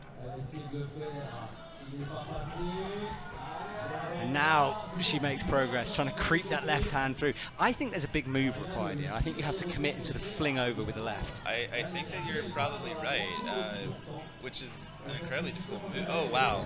She goes for it quickly. She saw that's what you had to do. Yeah, she fully committed to it. Absolutely. Whether it was right or left, she got a hand on. The route setters were nice enough to leave a little bit of chalk around there. So that definitely is telling for our talented route readers or climbers. Yeah, the setters leave hints and tips on the wall if you're clever enough to spot them. Sometimes blocks volumes tell you where to go. That it gives a little hint that maybe you don't use it, you use something else. That's right. It's such a cat and mouse. I love it. I love the interaction between route setters and athletes. If you enjoy a puzzle, climbing is for you, because that is exactly what it is. Well, there we go. Christiana takes the victory on women's RP3. Gold medal with 32 plus. Then Martha Evans, and we just saw her, Marina Diaz. Finally, Rosalind Schaupert down in 4th place with 28 plus. Tough route.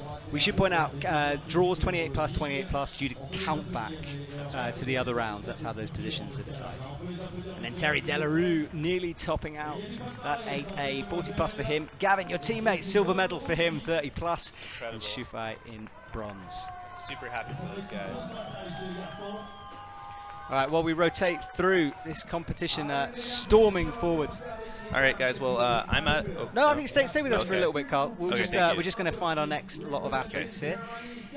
The athletes introduced to the stage, and there is a bit of a legend on the left. We're talking about legends. Yeah, several here, and several strong newcomers as well. So we have Solin from France, Maureen back from my team, the United States. There she is, greets the crowd. Maureen, and finally Solène Piret, smiling, such a confident climber. Another one who climbs outdoors as much as she climbs indoors on plastic. That's right, yeah. Which, again, I'm an advocate for that. It really helps to, develop your problem solving, to be working on a new climb you've never done before outside. All right, well, that's the women's AU2 category. And for the men's RP3, from France, there is Bastien Thomas. On your camera, waving up André Hasnik from, and then Matthias, oh, that's a tricky one for me. Baci, there we go. Thank you, MC. This man's a pro. Yes, I got to someone is. And then Tachi up next from Japan. Our final men for the men's RP3. These guys are always super fun to watch. incredibly strong climbers. This whole group, all of them on the stage are though. Yeah, really excited. Yeah, and they're doing the classic athlete cheeky last look up at the wall. And Selene was pointing there laughing as Bastien got that last look in as he left the stage. It's probably really hard not to. It's my favourite thing, honestly. Watching athletes like craning the necks as they leave, like, where is it? I mean, personally, sometimes, you know, shiny things just get my attention, and it's hard not to look at a hold. All right, that's women's AU2. 4 women in this final. Selene Piret, definitely the favourite on paper, but anything can happen. It's comp climbing. We've seen it before. That's right, and that's why we're here. That is why we're if here. it were all predictable, yeah, we'd be watching. Otherwise, my fingers wouldn't be sweating as much as they always do. That's in right. the commentary box. It's a condition, seriously. When people come up here, when athletes come up, they're always like, "My fingers are crazy," and I'm like, "Yeah, this is what you have to go through." I'm somewhat dry at the moment. Well, lucky you. Yeah. I'm in a bar. Yeah, it is. It's the ventilation in the commentary box is not the worst. The ventilation. Yeah. Yes, I think it might heat up. The sun is dangerously close to hitting us here. Well, it's hitting you. Well, we're just waiting for our first athlete. Caroline from Germany is up on the stage. Another one that Sebastian is going to be cheering next to us. Yes. Team Germany. Big German team here as well. Yeah, they are strong. They are represented incredibly well, and always very fun to watch. So Caroline is off and underway.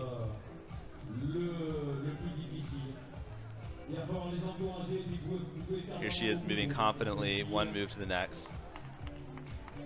Yeah, onto these big holds. You can see the left arm impairment there. Wraps the stump around.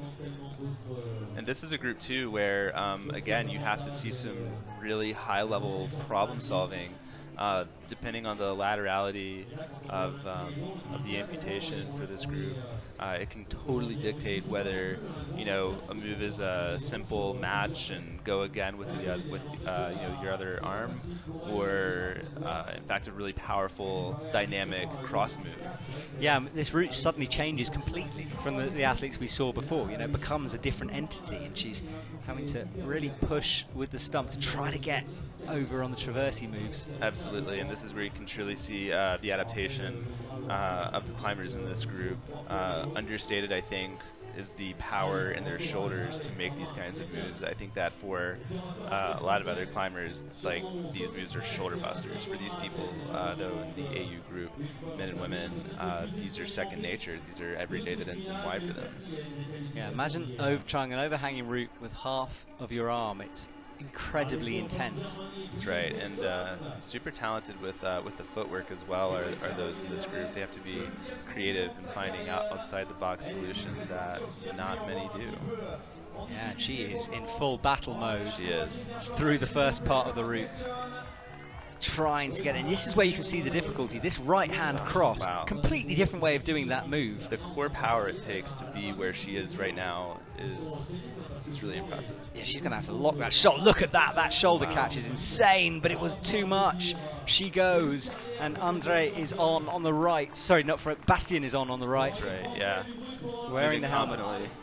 Well, look, that demonstrates how much fight. I mean, look, she was on the wall for a while and has got to the same height as Bastien did. So just so many complex movements for her. Absolutely. Bastien swings, just holds. Powerfully, confidently. Yeah, this route, the hardest of them all, and going right up through the steepest part of the wall. And made even steeper with creative placement of the volumes. You can, you know, you look at this wall and you think maybe it's 40, 45 degrees overhung, but you throw a volume into it and you add on another 10, 20, 30 degrees of overhang to an already really overhung wall. Yeah, I think complex movements are the theme of this comp in Villars. Remember, the final World Cup of the year for the paraclimbing athletes before Bern, the World Championships. It's really been a privilege the last couple of years to have so many World Cup events. I remember once upon a time, you know, paraclimbing from the perspective of a U.S. climber, you know, there was a World Championship every other year, and then there was a World Championship or other sort of event every year, and now, you know, here we are, 3 World Cups and World Championship all in 1 year. Bastien goes. I think he was trying to bump that Gaston into the pocket with no feet. Which is impressive. Well, yeah, very impressive. Lucia is underway for Italy. She's moving a little quicker than Carolyn did, but this is the sequence that we know is difficult. That you want to bring the left in, but Carolyn had to do this outrageous right arm shoulder move. Sort of reaching above and beyond herself. And here Lucia is able to use her stump to pull through and get her right hand up. Not an easy move, and I think indeed quite powerful to make. Yeah, and she cruised that. Tries to get her wrap the heel around, perhaps to rest. And she does. Well, she gets it at least in position to make the next move. And again, you know, just the talent of this group, what sort of makes them special is their incredible footwork, which you have to have. Yeah, exactly. I mean, if you've got an arm missing, then it's all about the feet suddenly, but you're on a very physical wall, so you can see how hard. And I'm glad you said the shoulder thing, because the swing she needs to generate to get the height as well is incredible. It is. I imagine that for a lot of those in this group, you know, exercising the shoulders is probably specifically really important, more so than for a lot of people. Which is another specifically difficult move. For the men, Andre is going as well. He's bumped up to the black volume on the right. We stick right now with Lucia. She's getting really high with those feet, really high in her body position against this sloper, which is just, it's not easy, but we see her problem solving and working on finding a way to move through. Yeah, and now she is trying to work the feet out, shaking out the right hand vigorously. Meanwhile, we have Andre powering through a really difficult committing move. So she rests, looks for the swing, misses. Wow. And falls, but our high point so far. And an impressive one at that. All right, so we're back to Andrej here as he pulls his way through the green volumes. Through a section that's truly been tough for everyone, and a really powerful sequence of moves from this undercling into the Gaston that's coming. Wow. He falls too. Good work. Particularly solid effort. Yeah, very, very physical through there. That dual tex, the characteristic of that route. All right, about halfway through men's RP3 and women's AU2, and kind of nearing the halfway point of the comp-ish. That's right. So we're getting there here in Villars. I've got Kyle Long next to me, swapping from Sebastian Depke early on. We have 3 athletes. It's all a balancing act here in the commentary box. Yeah. I feel super privileged to be here again with you guys. Thank you so much for having me. Always welcome. You guys are both just amazing in what you do for the sport and for paraclimbing. Thank you, Kyle. You should have brought beer, but maybe you didn't get the memo. Next time. All right, underway is Maureen Beck, your teammate again. How was Maureen feeling this morning? Maureen's feeling good. We're actually, me and her and a couple of other folks from Team USA and one from Team Canada, we're all bunked up together in a great Airbnb just down the road from this amazing venue. Maureen's feeling good. Yeah. And on the right of your screen, Matthias from Switzerland, that Swiss team we were chatting about that's really come on in the last couple of years. Moving smoothly and confidently from one hole to the next. Yeah, and he's going to have to, because from this moment onwards, things really ramp up a gear. They certainly do.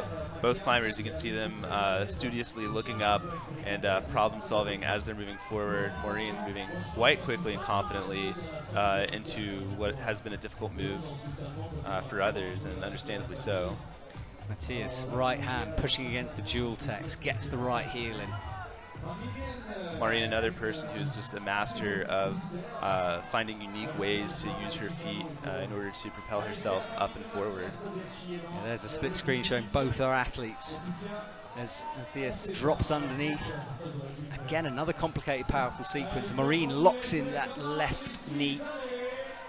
She looks confident and collected as she's assessing what's in front of her, planning. So hard moves from both athletes as they fight their way through here. Matthias brings up the left hand, drops the right underneath. This is a specific sequence that's been really fun to watch how different people solve it. For some, it's a very committing cross move. For others, it's a delicate, tactful, calm move forward. Looks like Matthias is moving more in the sort of very calm and collected sort of a movement. Yeah. And Maureen making a powerful move forward, just coming off. Yeah, Maureen is done. Good work from her. Matthias is pressing onwards. That, yeah, you're right. That looks. We saw that move as a launch, a big sort of human flag style thing with the right hand from the other category. But Absolutely. men's RP3 doing things differently. They certainly are. And it's fascinating. Like if I suggested to someone they watched the same 4 routes for 4 hours, you'd say I would be mad. But you watch these routes and it's so interesting, the differences between the categories and how they climb. It absolutely is. And, you know, again, I think that's what makes climbing, you know, so fun. And, you know, if you're climbing, it's about problem solving for yourself. And when you're watching, it's, you know, it's being on the pins and needles of seeing how other people solve these incredibly difficult sequences and problems. Matthias is getting big encouragement from his home crowd as he finds the left undercling. He needs to keep going through here, no real time to stop and rest. Here it comes again, so we're using the volume to create a more aggressive overhang and make this already hard move harder. We could see a fall here. Wow. We do. Missed it going up Such to a the tough Gaston. move. Meanwhile, it seems that Solène is getting started. There she is in the background. As one comes down, the other goes up. Solène Piquet right. is underway. You couldn't plan it to be any better than that. I did. I clearly did. Genius organizer over here. Yeah, sure. Let's go with that. Solène climbs out of the camera. This multiple gold medalist here is the favourite on paper, but it all depends on the route. Now, she has her impairment on the right-hand side, but all the other women have it on the left. That's right. So we're going to see a totally different style of problem solving. Some themes are going to remain the same. Again, incredible footwork is a constant, regardless of the limb laterality, you know, for the impairments in this group. But we're going to see some totally different problem solving out of her. And again, that's why we watch. Exactly, it's fascinating. Well, here we go. Let's see how she can figure it out. She will find that left knee bar good because of the left hand, but isn't choosing to stay there very long. No, she's someone who moves powerfully, confidently. Of course, if a great rest is given to her, she'll take it. But, you know, I feel like I watch her too, and she's someone who just, you know, she's feeling good, she's feeling great, and she doesn't stop. She keeps the momentum going. Well, here she's battling on the underclings. Left hand up. Meanwhile, we have Tadashi getting started from Team Japan. Yeah, and men's RP3 on the green holds. Moving They're with underway. A great deal of confidence as well. So Lynn looking up, assessing, planning, mapping out the route in front of her. Yeah, she's taking a moment to rest it.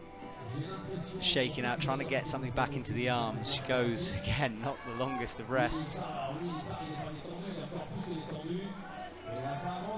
That's the sign of a confident climber. Takes a quick rest, keeps on moving, and indeed she is. Right, she reaches up to the left. I believe she's past the high point now, and so now, you know, she gets to climb it and enjoy it.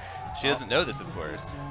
No, and she'll fight to the very end. Look how confident she makes that move. And now we get the split screen of Tadashi on the right, hyping the crowd. Yes, crowd, that's what I like to see. That's right. And Such a powerful climber. He's been really fun to watch this weekend.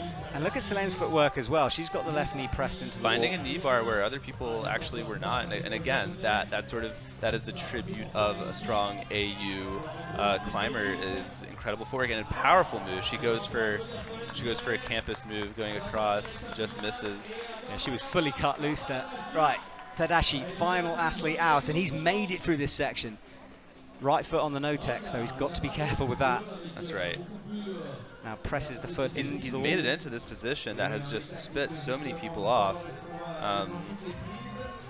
And here he is moving forward into hopefully a great rest jug. All right, he goes, pulls up on the left hand, right foot engaged. But this move up to the crimp is committing. We have a commentator's box full of amazing people right now, by the way. We do. Lots of athletes coming to join us. But right now I'm with Kyle Long, and we are talking through men's RP3. That's right. So here we have Tadashi, for those of you just joining us, using this rest jog, moving into the crimps, pushing his hips. I think one way than this the is other. high point, isn't it, on this I route? do believe it is, and he's continuing to move forward with great confidence. and collection. And if you can just make this last couple of meters, the head wall above does kick back in terms of angle, so less demanding, but a bit more techy. Absolutely. I get the feeling that a technical is not a great obstacle for him. No, he's really climbing well here. Gets the right hand locked into the crimp. It's not an easy move, but here he goes, finding a way to mantle through an overhang. Not easy. The double For those bump who with the don't left know, hand. A great toe hook situation here. Finds the jib foot on this huge green hold, moving confidently into these just so sloped holds. Massive kick up with the right foot, but that was the final move for Incredible him. effort. So he is down. Tadashi. The stoke is high for this guy. Stoke is high, and we think that's gold medal for him. All right, As amazing. men's RP3 comes to a close. All right, and so I believe.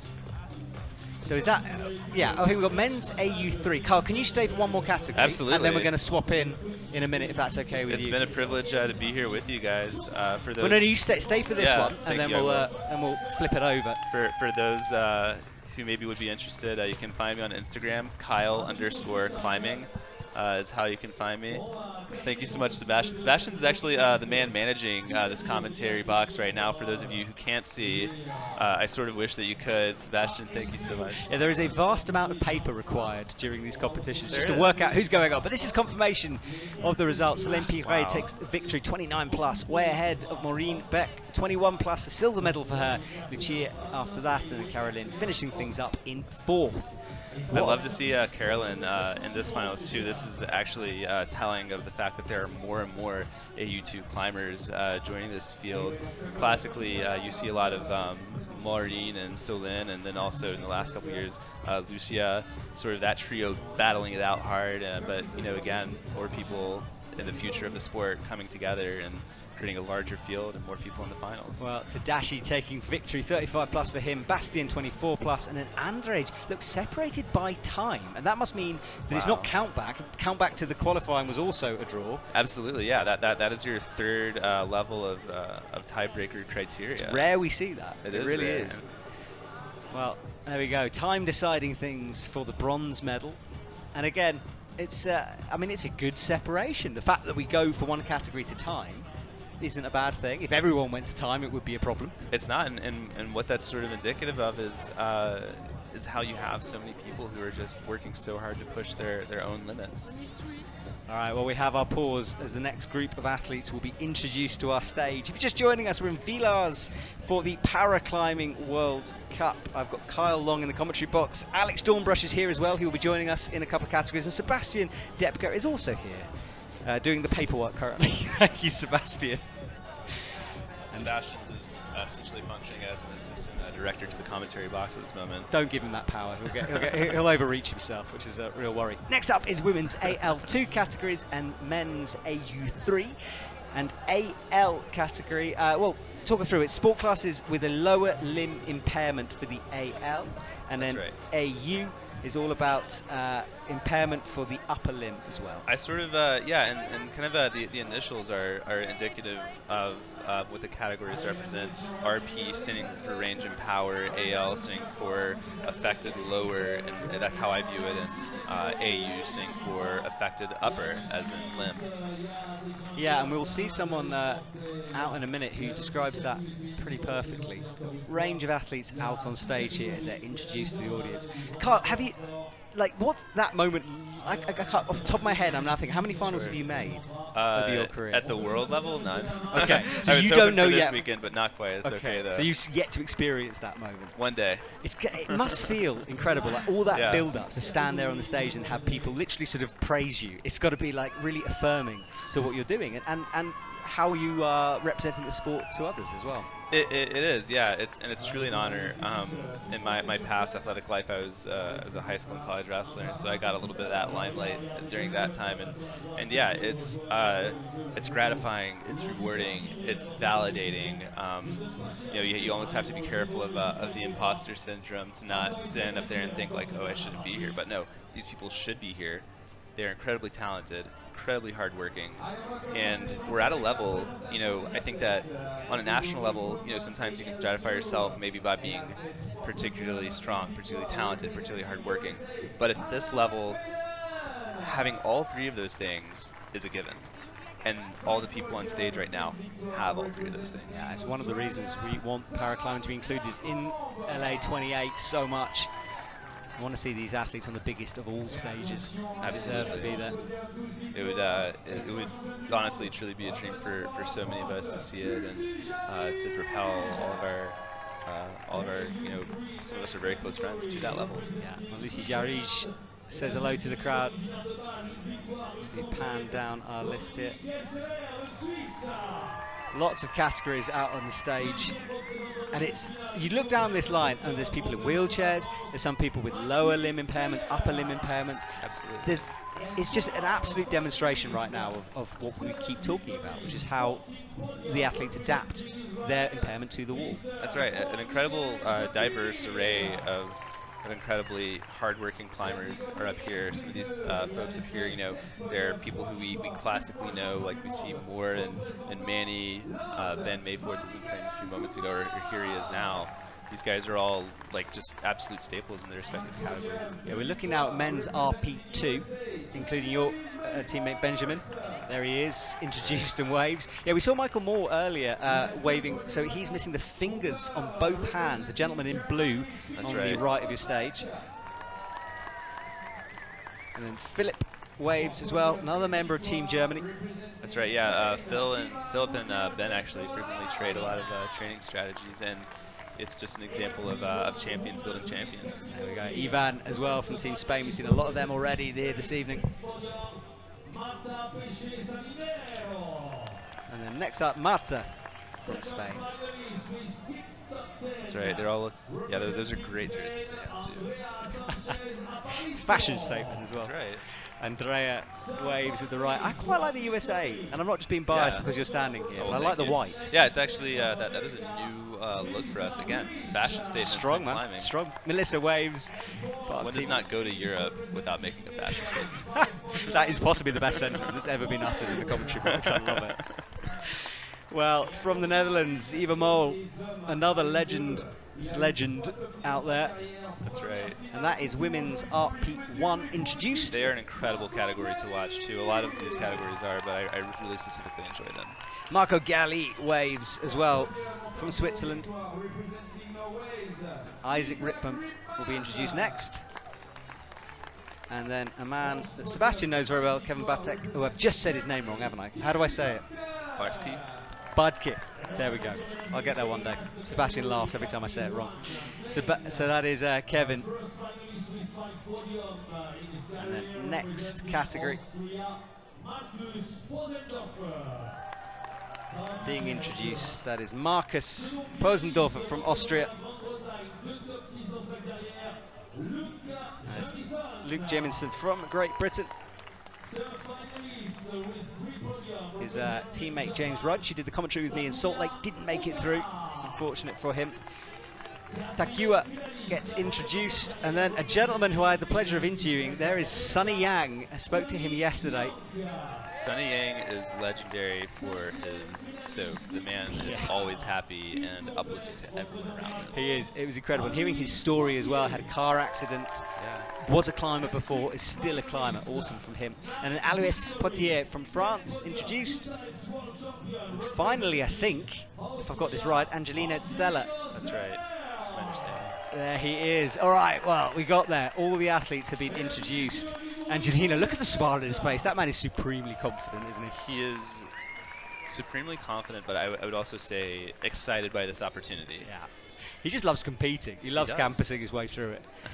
All right, the athletes will leave. We will get set up for the next round. I think Carl's going to do one more with me, and then we're going to swap over to Patrick, who is patiently waiting, sucking it's in been the incredible atmosphere. to be here. And for what you guys don't see again behind the camera is Sebastian, like, you know, keeping us on our toes. For some people it's 10 toes, for some people it's 5 toes, but we're on our toes either way, thanks to him. Yeah. Right, well, the athletes are leaving. There's a bit of a backlog. So many climbers representing here on Villars' main stage. And if you don't know Villars, well, let me just describe it to you. We're up about 1,000 and something meters, up in beautiful rolling mountains, green all around us, and in the distance, the snow-capped mountains of Chamonix, where we will go to next. Today, some friends and I took a drive to another neighboring village while blasting the soundtrack to the Sound of Music. Amazing. And it was absolutely the appropriate soundtrack for the drive. I've got such an image in my head. I had such a boring morning compared to you. Windows down, AC up, music up. That's the way to go. That's right. That is the way to go. All right, well, we're just once more looking at the men and women who will climb in a couple of minutes. The Villars are getting themselves ready. We're prepped here in the commentary box. So coming out first for AU 3 for the men is going to be Dominic Giselier. I don't know. Dominic's up first, and then we think Hannah McFadden for the That's USA. right. So another amazing climber from my team. Now we're going to see a return to the speed wall on the left, where we only saw the visually impaired category. And again, as we've mentioned, things are going to completely change on that route. New challenges for the athletes. And I'm particularly, I mean, I am mildly biased towards it's fine, you're allowed from to my be. own country here, Hannah. But so we're going to get to see amazing, diverse array of execution and beta out of both of these groups. Again, you know, AU3, you know, depending on the laterality of your impairment, can wildly dictate how you approach this climb. And with the AL2 group, the AL2 group that's coming out, we're going to see you know, 2 climbers not using a prosthetic. We're going to see one who is using a prosthetic, and so we're just going to see a lot of amazing problem solving. Yeah, well, Hannah is approaching the wall now, and yeah, looking at this wall, because in a way, the steeper the wall, we see those kind of dynamic moves with the right foot. She has to lose a lot of footwork on this route, and it could be super challenging. There's going to be a loss of some footwork, but there's also going to be, I think, some unique problem solving that, I mean, like, if you and I are climbing together, our beta is going to be very similar, as I'm using a prosthetic. But I think that unless, you know, you're a climber who does not use a prosthetic, it's really, really hard to know how they would assess and move through a climb. Well, the walk the plank move that I christened earlier on, halfway up that, on the big black volume, where you have to walk down towards the right, that is going to, well, we'll see what happens. It's going to be more of possibly a hop through, but I think that she's going to find a way. I believe in her. Well, Hannah is easy through, big jugs for a strong lady, using those That's right. shoulders, resting the stump against the volumes and footholds. That's right. Not a lot of purchase. No, so she's going to have to make a pretty committing move here, but she's good for it. All right, so she pulls underway, and Dominic is climbing for men's AU3, but we'll stick with Hannah right now. Quite As she, quickly, too. yeah, Hannah is finding things tricky here, trying to push the hip into the Find wall. a way to move past her own hips, which is frequently a challenge for AL2 climbers, regardless of the style in which you climb. To pivot off of only one foot is just difficult. Yeah, well, she is struggling with the move, and there we do get to see Dominic climbing as well, getting a knee bar in. Yeah. I'm a big fan of a knee bar. I think a lot of people are, though. Well, it just really takes the pressure off the arms. That AU is upper limb impairment, remember? Yeah, Hannah's fighting super hard to find something, using a foot jib, and finds the hand that she needs to move forward. You can see the immediately release of tension and relief and sort of in her body language now. Yeah, Hannah brings her stump through, pressing against the wall, right foot up. And now this is the problem. You can see, oh, she finds the crimp that is blocked by She's the black working volume. on it, yeah. Which was, oh, Here's goodness. Hannah. Great effort from Hannah there. And then Dominic, look at the fingers missing on that left hand, and right or not? Right, I'm trying to see. Yeah, I believe on the left is what it would seem to me. And he's crouching down. Not a bad position to be here in terms Not at of all. rest. And not unlike our constant theme from the AU2 group and AU3 again, we're going to see some unique and very high-level footwork as they problem solve from one sequence to the next. Dominic throws the right arm across, gets the left in. And then we'll start towards some really difficult moves here on this men's 8A. Absolutely, very difficult moves, but he's finding a way to rest on one, just a tribute to where he is in terms of physical fitness and capacity. Oh, wow. Bit of a slip. I'm not sure if that was a foot pop or something, but it seemed unexpected for him. It was, so there is a little screw on just behind that dual text hold, but I do think that the impairment that he has makes utilizing such a screw on very difficult. That was a story. We move straight on to Team Australia. Sarah Lamcombe approaches. Yeah, she's wonderful. Super strong climber and also an incredible mindset. I remember an Instagram post of hers very recently that was just, it was very eye-opening and mind-changing for me in my mindset and my approach. She could be quoted there as saying, you know, we should never be looking at these competitions as us versus each other. Some people might look at it as us versus the wall, the same way the track athlete looks at a race as them versus the timer, right? But no, she says, think of these walls as wanting to be climbed. They're built for you, and you should climb them. That's a beautiful statement. It truly is, and for me, that's a mindset game changer. Well, there we go. We know what she's thinking then. She goes upwards. She'll be in her zone, trying to find the flow. And knowing that this climb wants to be climbed. It does. It's there. And we know it's possible. Well, we haven't seen it on this group. We have Maxime Meyer from France coming off the ground and moving forward. Well, we stay with Sarah here. She works her way upwards. That left foot taking a lot of the pressure. Upgrades it. Tenuous climbing. That's from right. her. Anytime you're putting your hand over a hold and the entire hold disappears, you know it's tenuous and difficult. That's a good way of thinking about it. Kyle dropping words of wisdom here in the commentary box as Sarah bumps the left hand up. But this is where she's got to be confident on the footwork. That's right. This is where things can get really tough, I think, for an AL climber is, you know, finding unique ways to use your feet that you may not be used to or that others might not be able to predict. We have a really wonderful heel hook now from Maxime as he moves into using this huge sloper as a sort of an undercling matching from limb to hand and back to limb. Trying to see if he's got tape as well. Some athletes using tape, some not. It's always a debate in the commentary box. But look at Sarah here. She's trying to work out that right leg because it's getting in the way. But now she brings it into the crimp. She finds a way, and yeah, finding a way with the right leg is hard. And I can tell you right now, in her thought, as she just made that move look so easy, is, okay, my foot is here. Is it gonna stay? Well, the truth is that you don't have there she goes, she just sort of slips off of there, but you don't have a choice but to trust your foot, so you have to push off of it, or you just stop where you're at. Well, Dominic made the Maxime made the fling over with the right, now gets the undercling. Great flexibility from his hips there as he reaches his right leg over to push off of that big green dual text hold. This guy's got to have some impressive core strength. And again, what we're seeing right now is a clinic of footwork. You know, he's strong in a lot of other ways. There can be no doubt, but and look at this, no hands knee bar. Well, this is exactly the area he hypes. So thank you very much, Maxime. Yeah, this is again fascinating because he's the first one to do that. Absolutely, my thoughts. And you know, it's because of his impairment, because he's using the wall differently. We get to see a whole different section. And so sort of because of his impairment and the way that he compensates for that, you know, he's going to have amazing footwork, and that's what we're seeing right now.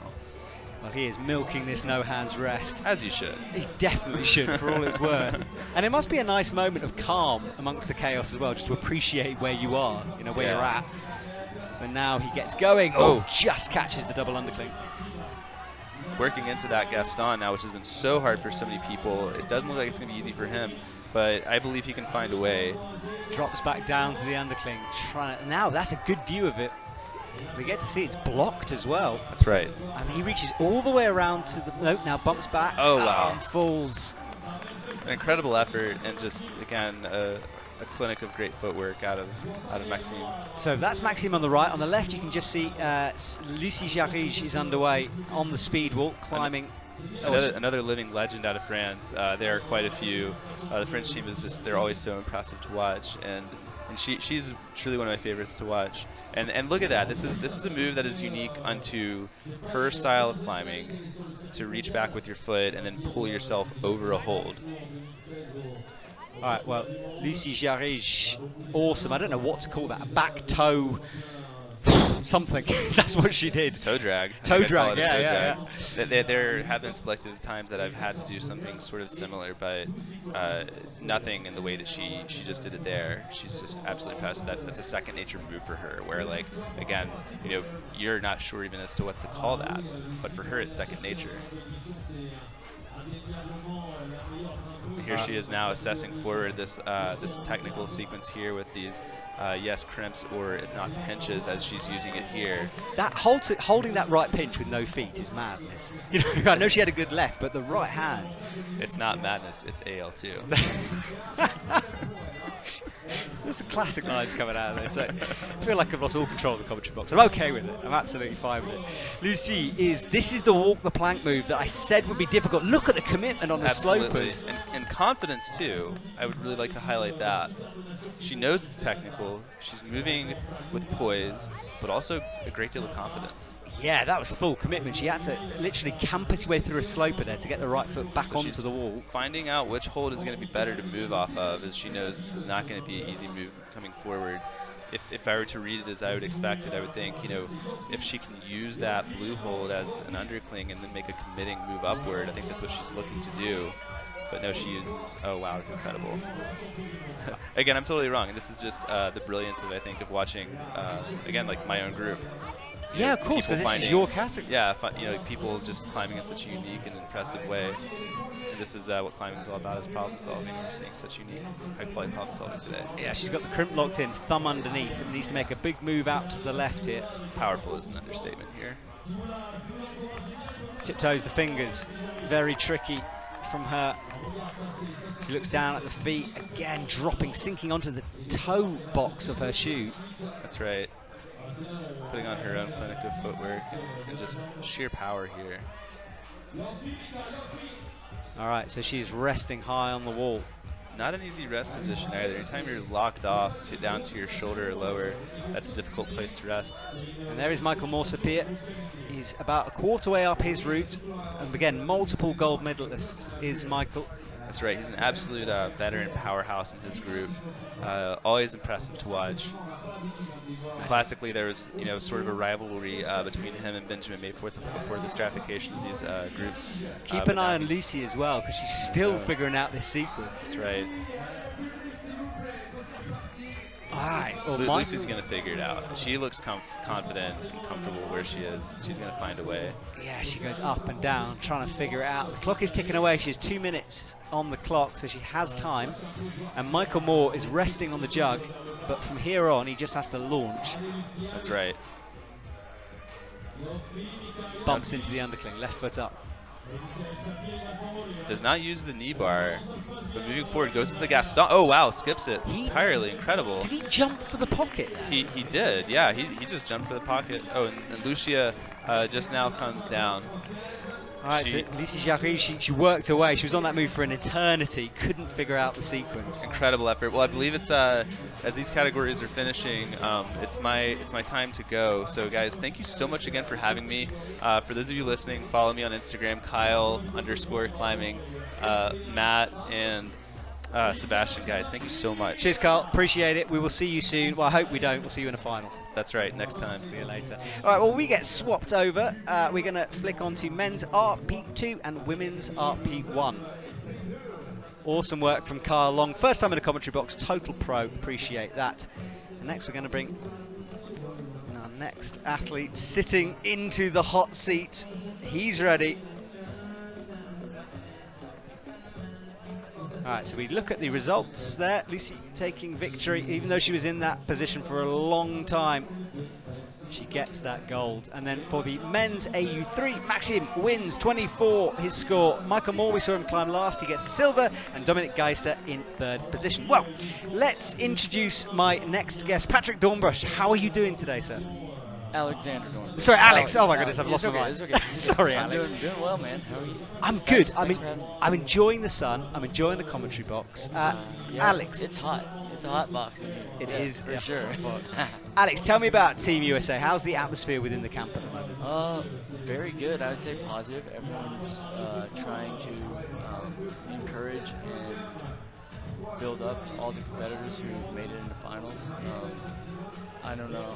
For me personally, since I didn't make it, I was putting myself as an assistant for all our other athletes. You know, if they wanted to do something, I would gladly do it, and I let them know that. But yeah, I'd say everything's good. Well, it's good for you to join me. We're going to crack on with climbing. Manikandan Kumar from India is climbing on the left from men's RP2 group. Manny is a legend. He's been doing this for forever now. Lots of gold medals under his belt, lots of bronze and silver, I believe, as well. Really strong climber. One of the only ones who come from his country, India. So it's really cool to see him out here and to see him representing his country when no one else really can or is. So, awesome work from him. Hey, now look at the footwork, swinging the left over. He actually owns his own climbing gym in India, and so he trains all the time. So Bit of a this is pretty standard procedure for him, I would say. But yeah, he's looking great. Yeah, he is crushing this route at the moment. Shakes up, reaches towards the blue screw-ons above the white hold. Yeah, this next, ooh, I was gonna say it's a reach, but he just did it quite easily. Very strong, very strong. Yeah, flicked it into a dyno, Breathe, locked it in. Manny, breathe, breathe. That's something I've found out that's really been tough about Villars is climbing at the altitude. It's amazing how zapped your muscles get and how quickly. Yeah, unless you you're get used to it. tired. Yeah, And- true. And then Marta as well on the right. Yeah, no, the height, the altitude thing's very interesting Yeah. because it just adds stacks difficulty on top of difficulty. Correct. Yep. All right, Marta is climbing for women's RP1. That route that Marta's on looks really fantastic. It does, yeah, aesthetically really cool. Manny is into the knee bar rest area, but he's not using it. He's just trying to feeling it. campus. Let's see if he can figure it out. He's thinking. He is thinking. He can't get the rest in. Flicks the left hand back behind him. He's standing on a good hold, but this move is massive that he's attempting. It's going to be very dynamic. He's going to have to. He pops, misses, and falls. There he goes. Manny goes. Great. I think that's the highest so far for his category. What? First out in his He was category, first. so he will set that high So point. he was the highest. There He you is, go. yeah. And Marta is getting involved with the pink volume that's on the far right of the wall. I just love how there are so many different options on that route. When they give so many different options that way, I feel like it doesn't favor one side of the body over the other side, because some of us have one side that's way more affected than another side. So that way it kind of leaves the route open for various ways to solve it. Yeah, problem solving is what paraclimbing is about, I think, fundamentally in its core. And Marta falls there. We saw her going through the pink volume. And this is just a reminder of men's RP2. Manny, we've seen Benjamin, your teammate, Oh, yes, Alex. Ben is strong. We will see. I saw Let's go, Ben. Ben on the boulder wall in Salt Lake, like pulling pretty crazy camper-style moves. Yeah. He loves his boulder problems. I see that he trains that a lot, and he posts that to his Instagram all the time. Bouldering problems are more conclusive to filming and putting on social media, whereas take a film crew. Top Let's go, Ben. social media tips here from Alex. Well, here is Ben. He gets going. Yeah, a gentleman who uses his shoulders more than anyone else I think I've seen. Just pure power in the upper body from him. Yeah. Feet moving, but it's his arms that are doing a lot of the work. Strong. Feet just kind of pressing into the wall. Yep. Using it as leverage. That's good. All right. And he's got a rhythm here at the moment from Benjamin as well. He's got a good song for himself too. That's true. Kind of nice. DJ drops a banger in the background. And Benjamin is climbing so quickly up to the undercling. And then on the right of your screen, another one from Team Spain, Andrea Sanchez is underway. I've not had the pleasure of meeting many of the Spanish climbers yet, but Yeah, they're all very impressive. They do very well. Yeah, you can see that right leg having to be very careful with that. Big move for Benjamin as he bumps into the jug. But this next section, if you're trying to almost campus a route, which he is, this is a huge move. Big Yeah, either throw with the very, left very dynamic. or with the right. Let's see how he manages it. That's the big throw, but he's got to maybe match it, which he does, legs hanging.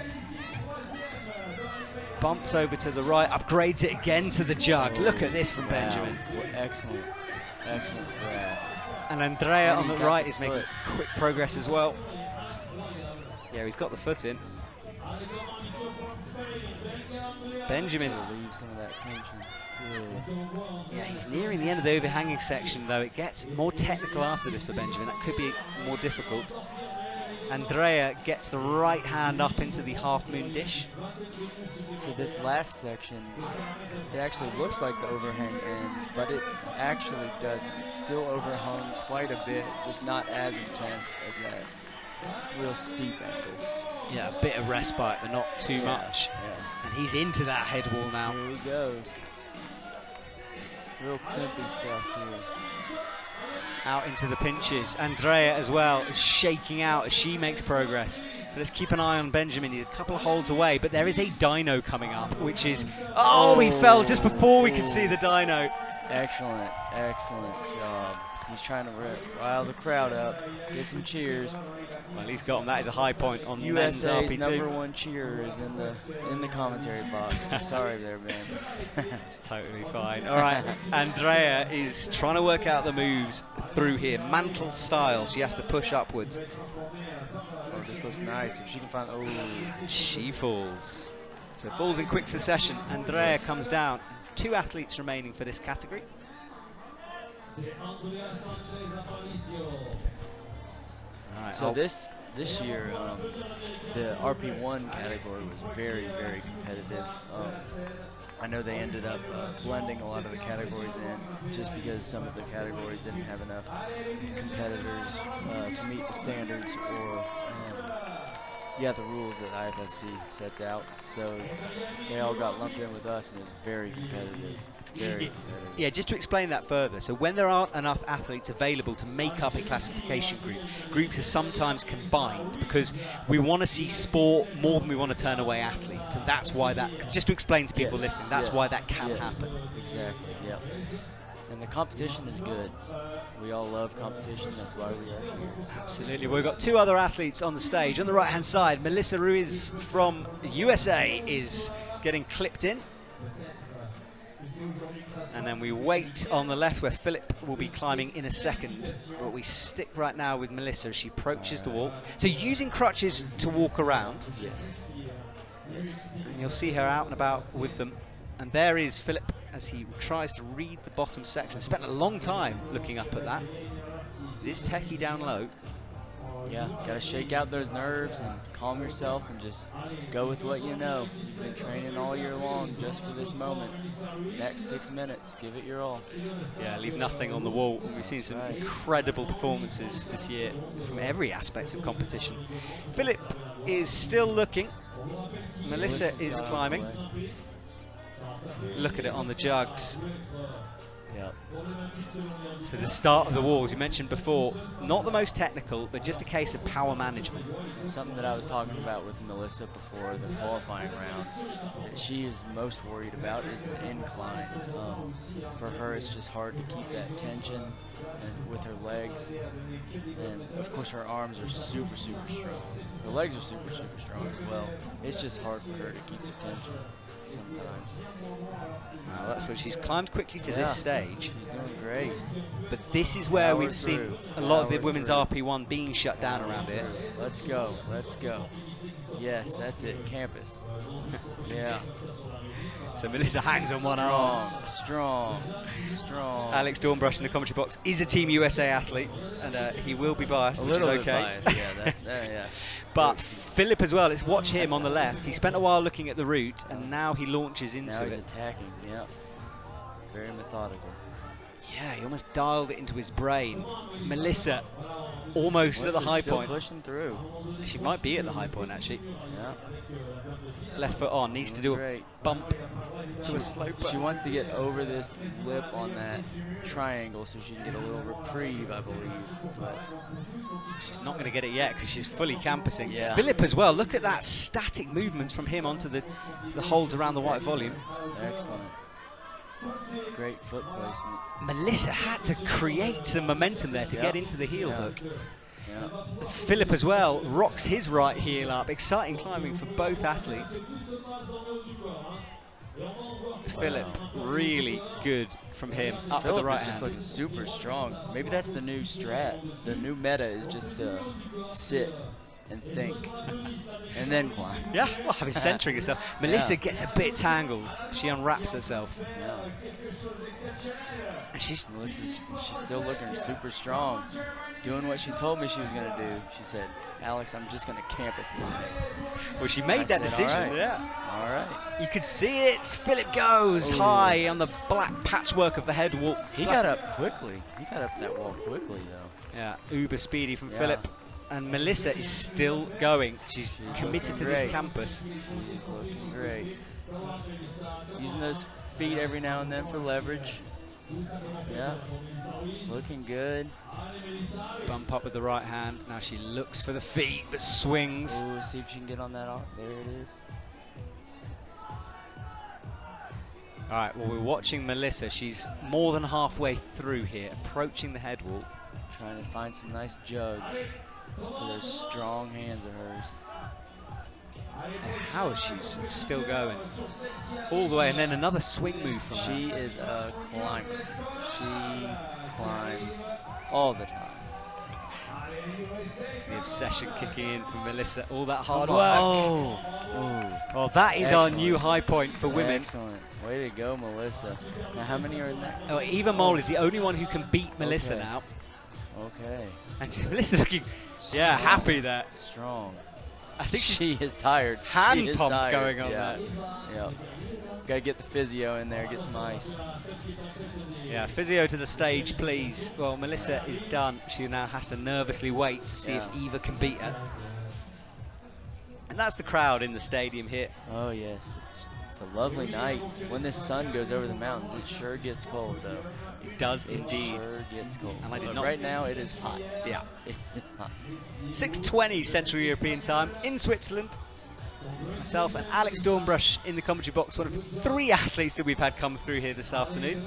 Trying new people out. Loaded schedule. Loaded, exactly. All right, from Spain, Ivan Escolar gets climbing. He was quick through the bottom as well. Ignoring that left hand at the moment where the tick mark is, brings the right instead. Now touches the left hand, bumps over with the foot. Great foot. Gets a foot right on the edge of the wall. And we were talking with Sebastian earlier whether that's okay or not. There's no black tape. But I think he'd have a problem if he wrapped his foot around it. Oh, yeah. Would that be a yellow card? I think it would be perhaps a disqualification at that point. DQ? Yeah, I yeah. see. But he's not doing that, so I think we're all good. All right, Ivan moves over to the right, almost using a Strong. shoulder in. Oh, yeah. He's got those long arms. He just reaches right on up and pulls through like it's easy. Looking good. He is, but now having to fight a bit. Gets the left heel hook in. Yeah. Aims for the sloper. And Just there powers is right over. Eva Mole there. Eva. The only one who can beat your Looking teammate, good. Melissa. All right. Well, let's go, Eva. Give her a run for her money. We like to see it. Eva through the bottom. She's also a very, very good rower, is Eva. Also a very talented chalk bag chooser. Yes, That is a very nice chalk bag. it is. I've seen a few good ones Love it. tonight. Love it. All right, Eva, powerful. Wow. He is pushing. Yeah, keep an eye on Ivan. He's nearing the dyno as well. And Eva thuggy through the corner of that pink volume.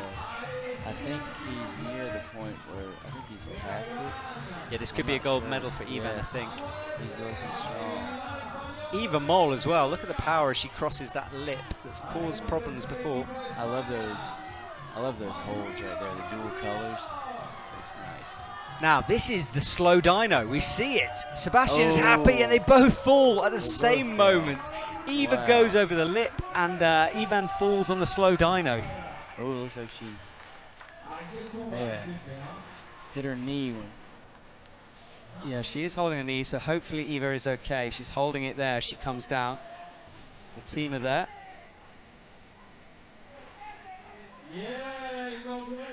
And Ivan celebrates down low. He fell on the slow dyno, which is a real tricky move. And there is Ivan. He'll get unclipped. Fist bumps all around as he leaves the stage. And we think with the gold medal, Eva is getting attention down at the front of the stage. And yeah, hand pumps all around. Ivan leaving the stage with what we think is a gold medal. Huge hug you can just see on your screen there from the coaches on the left. He did great. He powered through that. That was very strong climb by him. Super good from him. Right, well, underway for Team Switzerland, you can see on the left of your screen is Marco Galli. As we move into men's AU2, there he is.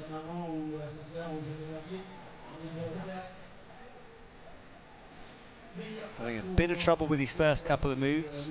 That AU class, upper limb, reduced function below the elbow and no functional wrist joint. That is the AU2 category.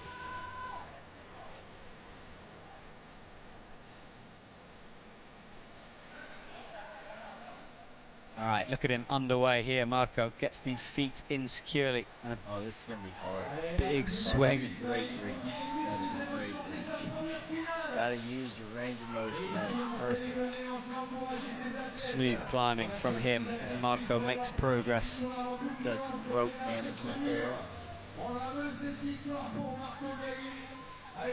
right, we're coming up to where there's a potential knee bar, depending on impairment, of course.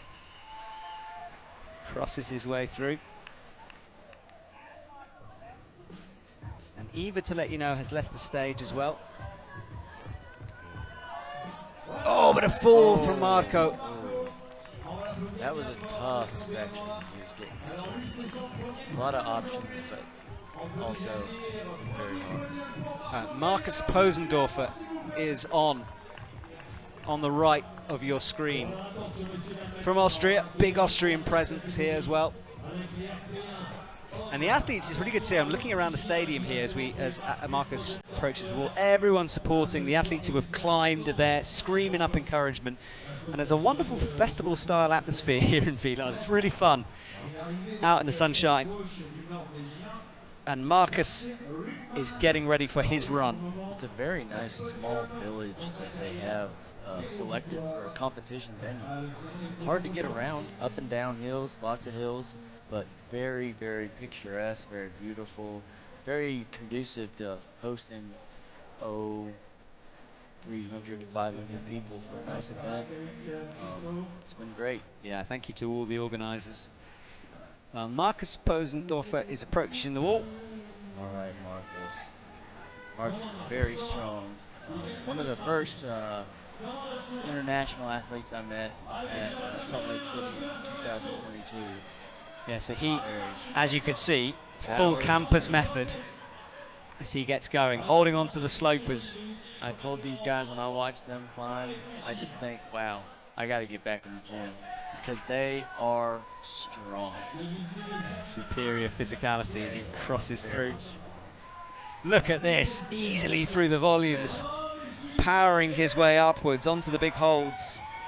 We almost got a preview of this with Melissa, but this is just another level. It really is. He is just campus his way, 3/4 of the way through the Villars lead wall. No problem. But now starting to fight as he's on the smaller holds, matches. Keep breathing, Marcus, keep breathing. Oh, Marcus falls. Excellent, excellent. Power from Marcus. Excellent. Gave it everything there. What a climb, What a climb. Sets a nice, tough hard point for everyone else to have to attain. All right, from Norway, Isaac Ripman is on stage. Isaac. And he's having to do a big swing up again. Remember, left arm or right arm, it all depends how you do these routes. And Isaac has his stump on the blue jib on top, crosses through the right hand into the jug, gets good height. Very good. That's what I like about paraclimbing, especially. A lot of regular athletes or normal pros or people who climb with up at the gym think there's just one way to climb a wall, and a lot of times it just takes thinking outside the box and looking at other possibilities and being able to figure it out. Move your body, contort your body in certain ways to figure out what works for you. Yeah, he's almost got a knee bar in there. He's not quite pressing it, but he's kind of sitting down on the jug. Kind of relaxed right there, doesn't he? He does. Left heel up, that will help. Trying to get some rest. Breathe. There he goes. Gets that toe in. Quite delicate through the thuggy part of the wall. Yeah, yeah.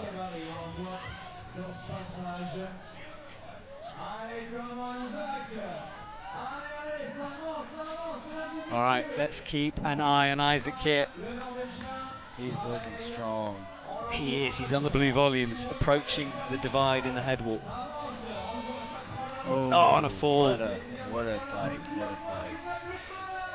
And what we're going to do... And here we got...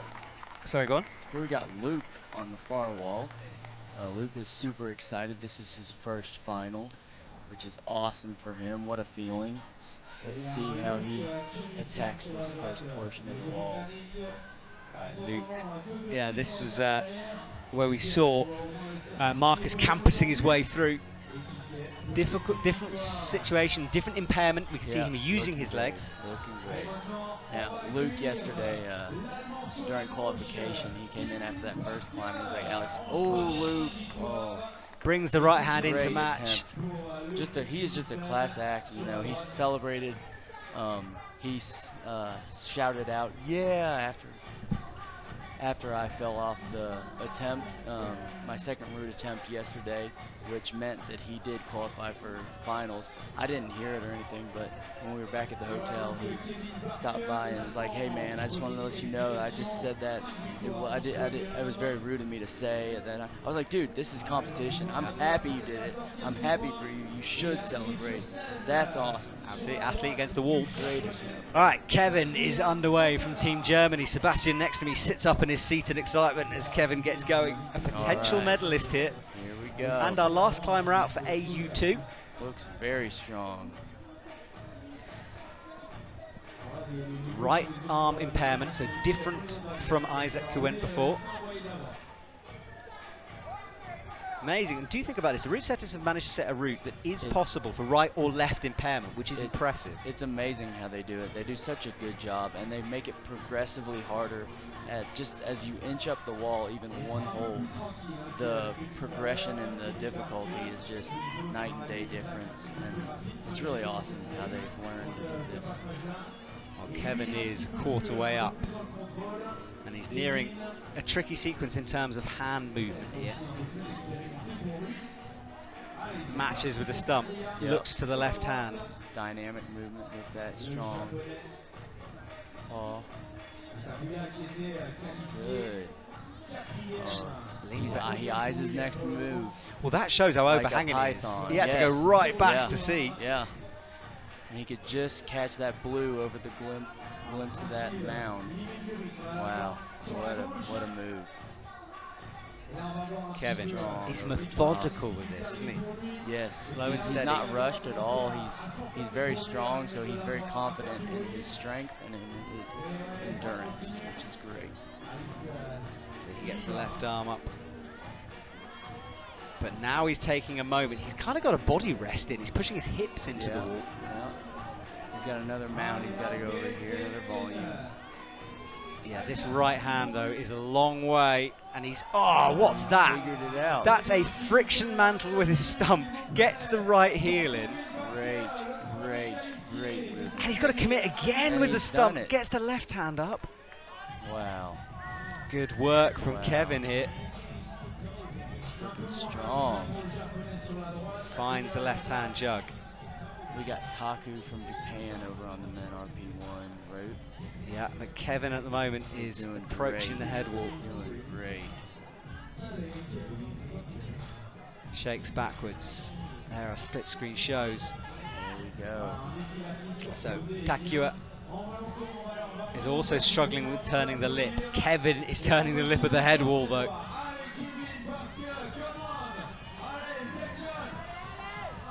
Gets over. Gets past the lip. Big move Little from bit Kevin. of reprieve. Yeah, now he will stand up, but he's approaching the dyno. Yes. Let's see. Shakes out the left hand, micro shakes. He tries to find the good bit of that crimp. Yep. Looks up. Still not rushed at all. No. Nice and methodical. Commits to the left hand, stands up. Slow and steady. Flag out with the left. Just like the tortoise. Trying to win the race. Kevin snatches towards the left. Wow, that is strong. That is strength. That takes practice. That takes dedication. Oh, nice. Yeah, left heel locked Wow. in. Wow. Oh, that was Misses. excellent. What a strong performance. Good out work of the from German. Kevin. I'll wait to see confirmation of the results on that one. And then Takua also fell on the right, fell just on the lip of the volumes. And just like that, we come to our final category. Well, Alex, listen, can you do one more? Can you commentate Sunny with me? And then we're going to bring Sebastian in to say goodbye, okay? I would love to, yeah. All right, well, there is confirmation. Kevin takes victory with 42, Excellent. Isaac 32, and then Marco 17 plus. So another medal for Germany, and it's a gold for Kevin again. That man's cabinet must be very gold and shiny. And Sunny is strolling in on the right. Yep, nice and slow and steady. That's Sonny too, for sure. I know we were just telling that about Kevin, but Sonny is nice and methodical with all of his movement. Sunny, muscles up, sun's out, guns out. He's enjoying the evening here. Oh yeah, he's got that blue collar work ethic from Kentucky.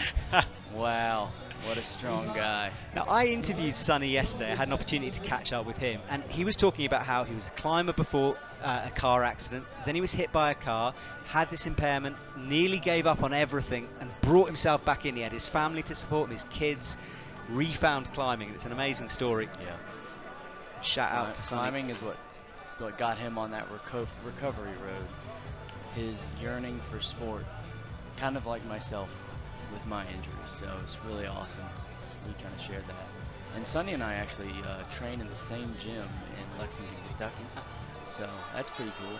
We don't really coordinate it, it just happens, you know, we're up there all the time, so we see each other all the time, so it's pretty cool. So you bringing blue collar style to the commentary Oh box? yeah, hard work, baby. Hard Grinding work. it out here. Yeah. All right, Sonny is underway. Now, he will climb slow and steady, but he will not let go. He just seems to hold on forever. Yeah, until his strength gives out, he will not let go. Now, Sonny experiences a spinal cord injury, which is drastically different from me with my traumatic brain injury. So, completely different symptoms, but we are in the same category, and we do kind of look very similar in how we portray our movement and everything like that. But yeah, it's completely different, but we're the same as well. So, So you know kind of what he's going through in this moment right now. well, so I do. I have a medical background from college, so yes, I do know about what he's probably feeling. I don't know personally, but from like books and stuff, I do know. But yes, he is very, very strong. So hopefully he can just stay centered and stay in the moment and not forget where he is and feel like he's in the clouds, because that happens to him sometimes, especially when he gets up high. He's just like, I don't know where I am. All right, so Sonny needs to keep it mentally together Let's here. go, buddy. And it Let's looks go, man. like this Looking might be... strong. He is, but he's got to make this move. I think it's a right bump, but he gets the left foot in. He's got a lot of options, which makes me not worried at all, because when he has options, he will use them. So he'll figure something out, unless his strength goes. And I think he's feeling very strong today. Having breakfast with him this morning, he was just really, really focused. And I was like, I'm just going to be over here. If you need something, come get me. But I'll be over here. You do your thing. Well, he's got to turn his thing on now because he has to cross this lip. Oh yeah. Come on, Sonny. Come on. And it's a big move. He There we go. stretches up slowly. Getting it. Use that leg. There we go. See what you can do with this right leg here. Sonny on the pinches. Strong. Oh, sliding down with the left Ooh. foot. Brings Ooh. the right foot up. Oh, and Sonny falls. What an attempt. Great work from Sonny. Well, listen, I think it's time, Alex, you went down and greeted Sonny. Make sure the Oh, man yeah. I'll go do that. is good. I Feed will him go another do that. breakfast. Yes, yeah. Second breakfast. Second Definitely, breakfast. definitely. Alex, thank you so much for Hey, joining me today. It's been an a absolute pleasure. It's been a pleasure. I thank you so much for having me. Well, I hope never to It's see been you great. again. I want Yeah, you to do finals that's from right. here onwards. From here on out, finals, medals. Not just finals, medals. So we'll thank try to do it. Yeah. See you soon, I've had a Alex. blast. Appreciate Thank it. you. All right, well, we'll bring Sebastian in to close out the show. Alex doing a fantastic job. His debut in the commentary box for us here. Sebastian, you've been watching this competition. Well, I've run out of words. Amazing, basically. Yes, definitely. Not so many tops. No, few tops. Very few tops. Actually, none. Right? Yeah, I don't think So we haven't far. seen any tops yet. Yeah, one. Nah. Well, definitely seen one top. Sorry, it was we saw the British. Oh my goodness, British Yes, climber Abigail Robinson. Abigail Robinson. There we But go. that was unfortunately on screen. Now we see on the right Alois Potier from Team France. He's one of the guys that are really new to the international competition scene. He had his first appearance just 2 weeks ago in Innsbruck for World Cup and grabbed gold right away at his first World Cup. Right, so- Unbelievable. So he's got So- some talent to play with, this man. Definitely. There's a team, the French team. I talked to them and they said he's doing national competitions for a few years. So he's not new to comp climbing, but international World Cup scene, yes, that was his first in Innsbruck and now second here in Villars. Now, Alois, we've seen most of this RP1 category start fairly slow here, apart from Marcus, who started off at campusing speed. But again, so different in terms of styles. Yes, I mean we have here a merged sport class, AL1 and RP1 climbing together. As the AL1, those who are sitting in the wheelchair and campusing the whole route, were not enough to open their own sport class. So you need 4 competitors from 3 different countries to start an independent sport class at the World Cup, and they were, I guess, just 4 out of 2 different countries. So 2 from Team US and 2 from Team Austria. Unfortunately, not enough to open their own sport class. So they are now merged into RP1, which gives the route setters a big challenge because this route has to be campusable from bottom to top and be manageable by RP1 as well. Yeah, big ask, and we've seen different styles here. Alois reaching up with the right hand.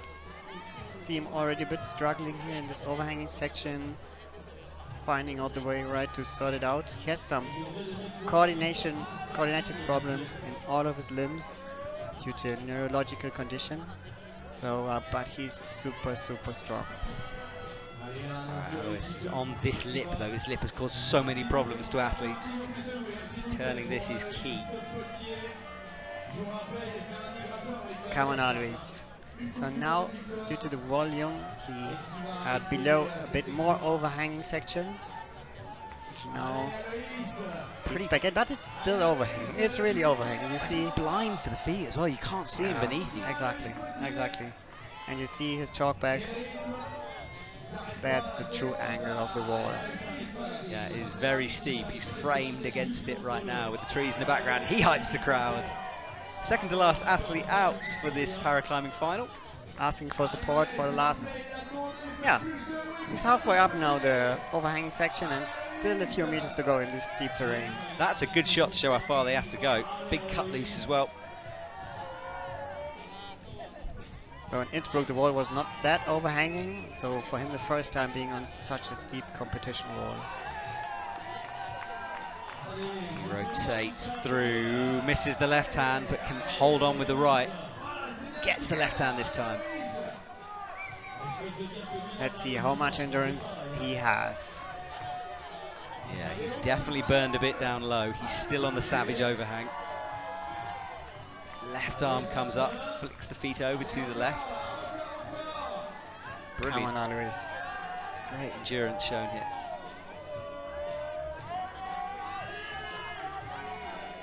Left hand, and then he reaches onto the crimp.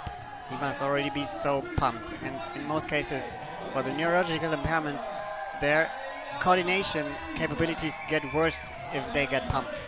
So, but he still shows some capabilities. Come on, try to reach the foothold, now getting it.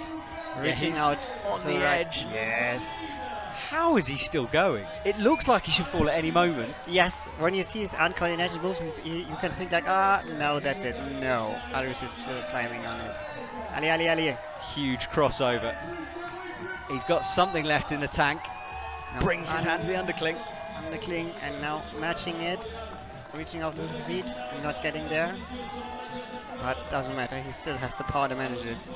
If he can swing it over to the left, he will have an opportunity to rest and shake out here. Now he gets it. Drop knee, drop knee turning in a bit. Now that takes a lot of load off his hands. All right, he goes to the next section. More easy to read from here onwards. The top in sight, and he's got time. Oh, he falls! Oh. What a performance. That really was. Well, that is the high point, I'm pretty sure on Yes, that. that's the high point so far. So Alois could win, and just Angelino Zella standing in his way. And fascinatingly, Angelino, totally different style to potentially win the gold. Exactly. To be honest, I have high doubts that this is something you can compare, because climbing like this with feet, climbing, campusing everything without feet, the route setters basically decide. If they decide to make a passage, let's say side hold, undercling, it's something you cannot campus.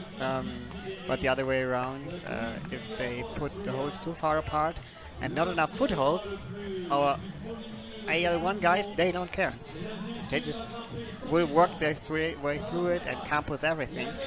But RP1 might get a big challenge here. Yeah, I mean, ideally we'd want these categories separated in an Exactly. ideal world. In an ideal world, we would have them separated, and here in Villars, I mean, this competition has 125 athletes. That was, I think, the biggest World Cup last year. Innsbruck, for example, 2 weeks ago was the biggest competition ever with 162 athletes on stage. We had there 17 sport classes out of 20 maximum, so just 3 who did not start. In this case here, I think we have 14 sport classes in total. That's, I think, the maximum we had from last year. So even though we see here still merging and something we would like to get rid of, this is even better than what we had last year. Yeah, it's always that balance, isn't it? And we want as many of these climbers out on the wall as possible, but situations like this are difficult. And when you get Angelino Zella climbing in, but he did qualify in first place, which is worth remembering. So exactly. The other AL climber, Marcus, was in last place. Exactly, because he struggled on the flat qualification route, didn't top it, but luckily made it to the finals as his colleague Angelino Zella, which takes off as a rocket here. Yeah, he will have to climb fast, but he's going to struggle pulling the lip as well on this climb. Yeah, Angelino had a paragliding accident. I know you don't like it, Matt. Well, because I paraglide, yeah. Yes, exactly. And you did in Innsbruck last time, right? Yes, I did, yes. I saw it in Innsbruck. I'm like, are we going to mention it on the stream? I was very safe, Mum, I promise. Yes, yes, everything's fine. No, he fell from 20 meters to the ground, and luckily he survived. And now he's on stage here and showing what's possible, even if you've lost sensation, movement, stability in your legs. Come on, Angelino. But it is a massive ask to campus this section. Big moves, but still looking confident. He's now shaking out, but he basically has to go. Faces the crowd. He loves that.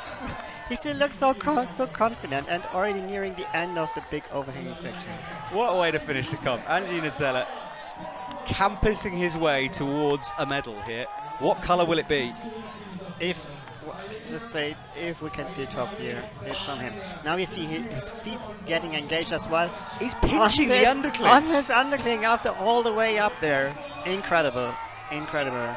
Well, he's into some jugs. Shaking a bit. But really, this is where he might struggle because it gets less overhanging. His legs are going to be against the wall more. Yes. Yeah, he still has some flexibility in his legs that he uses. You see him, his legs pulling up and keeping the momentum. And That's the high point. Come on, Angelino. Show us the top. I think, come on, Angelino, we want to see a top on the final climber, and we're going to get one. He just needs to match. Yes! Well, that is why we combine classes, because we get moments like that. Angelina Zella taking the gold. Last climber, second top of the competition. What an end of this Paraclimbing World Cup here in Villars. I think Angelina had a point to prove there, and he just looked in a different mode. Definitely. Now, checking his forearms. Are they pumped? I think they might be a little, I'm yeah. laughing. I think they are solid as anything, those forearms. Angelino comes down, a gold medalist again. The Austrian muscle machine. The Austrian muscle machine, I love it. I might have to check with him if he wants me to call him that, but I'm going to until he says no. The Austrian muscle machine leaves the stage. Awesome work from him. Well, thank you to everyone who's watching. We'll say goodbye in a minute. We'll let you watch the podiums in peace, but until then, we'll just hang around. Angelino leaves. So look, Sebastian, in terms of the paraclimbing calendar, people have been watching this thinking it's an amazing event. When's the next opportunity for them to watch paraclimbing?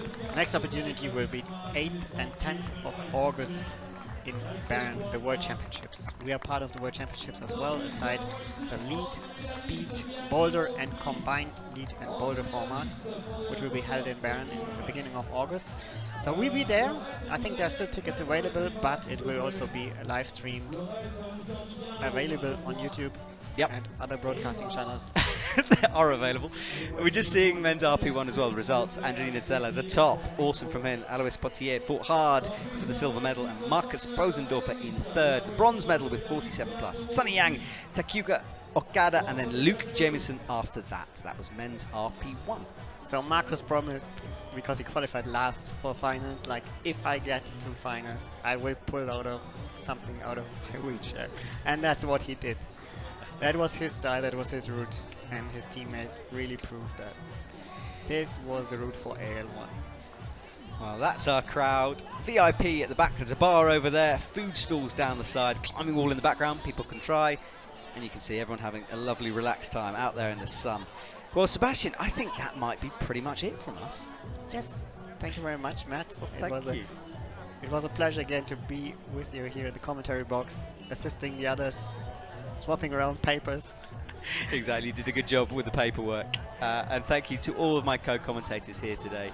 Go along and finish on Instagram. We will return for more paraclimbing action for the World Championships in Bern. Thank you to watching. Thank you to everyone involved. And we will see you soon. Enjoy the podiums.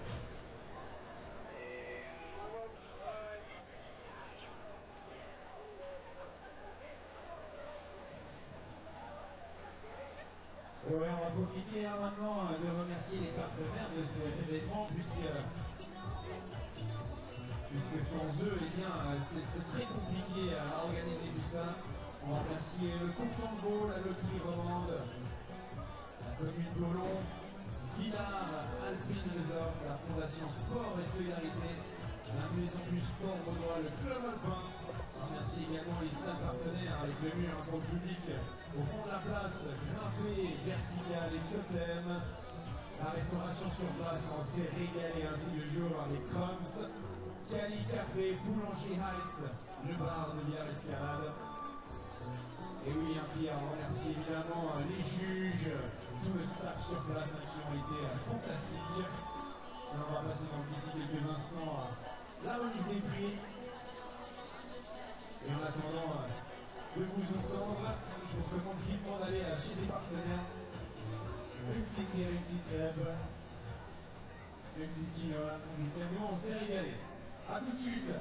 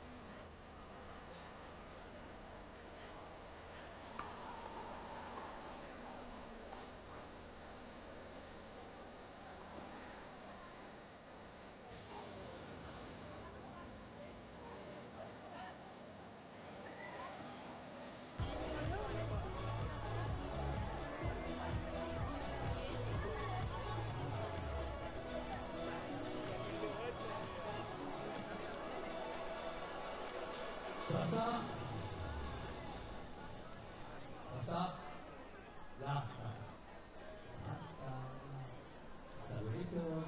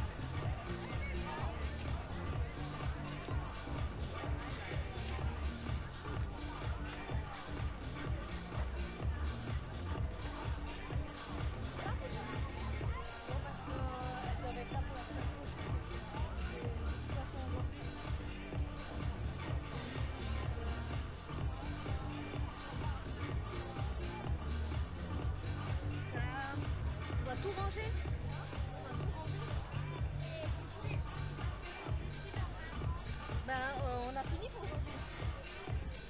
On va faire les podiums. Ouais, mais on va pas tout faire. Eh oui.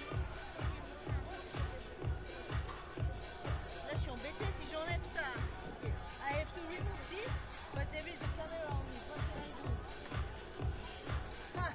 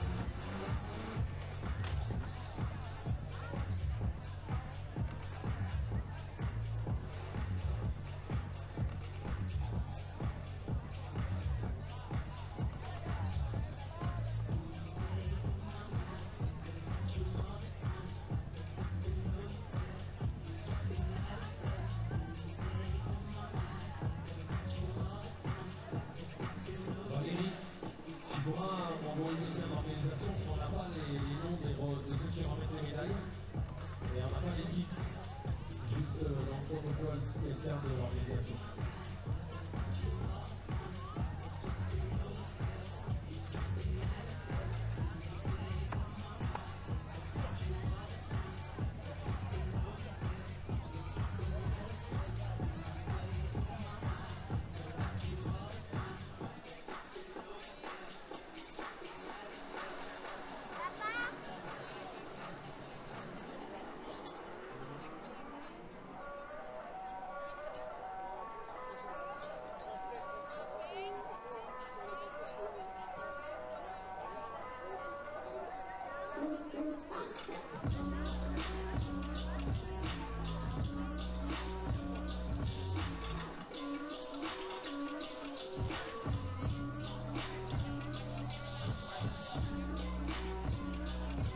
Christophe Millon, président du jury, Christophe Millon, tu peux bien revoir s'il te plaît.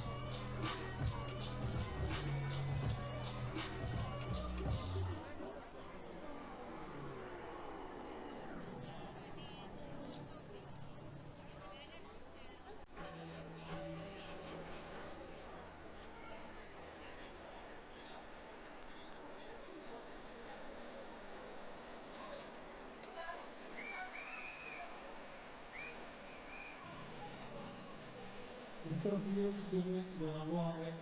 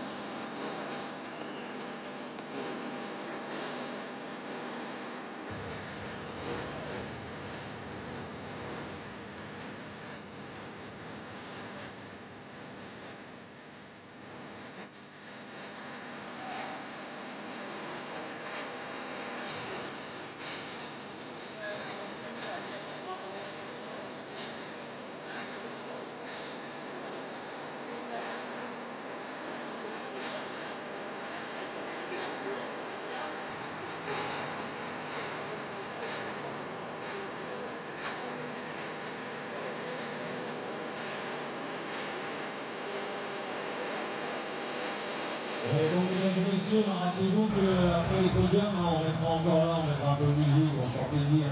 Il fait beau, on a un arceau long, on profitera, on mangera un bon ensemble, on boira des bières. Voilà, et surtout, on mettra en avant le week-end prochain. Ce week-end prochain, c'est dès vendredi matin qu'on les voit, on commence par la VIF. Vendredi, samedi, la VIF. Dimanche, vitesse mondiale, et samedi, vitesse suisse. Voilà, et là, il y a des surprises avec peut-être encore une victoire du champion suisse, Sacha Lehmann, qui en est à 2. Bon, en tout cas, là, il va y avoir 14 podiums. Hein. Sergei, j'espère que tu as chopé les cuisses et que tu as resté 1h15 sur peine. On va aller dire s'occuper de toi. À tout moment, si vous voulez voir les pierres, on vous amène 2 drones. On est bien, on est à Villars pour Roland, en tout cas.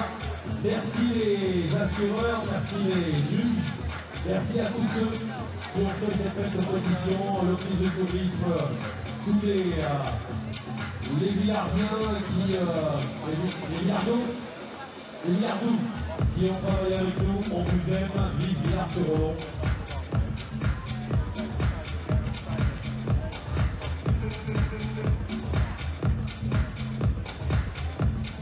Je voulais aussi remercier l'hôtel View de leur accueil, l'hôtel View qui nous fait un grand plaisir de nous recevoir tous les ans. Merci à Seb de nous mettre là-bas. C'est confortable, c'est agréable.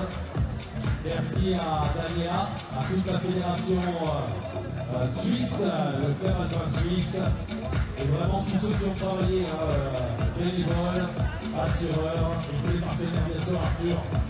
Et oui, tous les partenaires, le canton de Vaud, la Suisse-Romande, la commune de Hollandia, la Fondation Sport et Solidarité, la maison du sport bénévole, le club alpin suisse, les salles partenaires, Cocktail Escalade, Verticali, Grimbé, et les restaurateurs sur place, Rams, Cali Café, Boulangerie, Bar, Villars Escalade. Voilà, donc si vous voulez aller essayer un petit peu l'escalade, vous pouvez aller au fond de la place, vous avez 3 assureurs, 3 assureurs, il y a une très sympathique jeune dame qui vous montrant comment mettre un baudrier, vous pourrez essayer. Une voie de facile à difficile, même une voie difficile. En tout cas, si vous changez un petit peu, si vous fond de la salle, de l'espace, et ça se passe.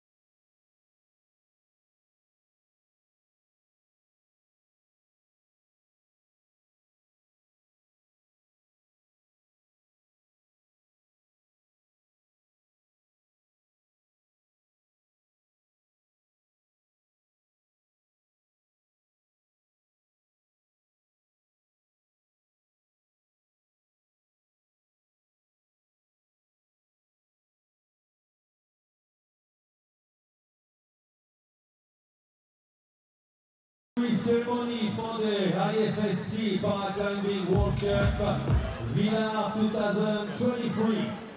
Please welcome the medalists for the men B1.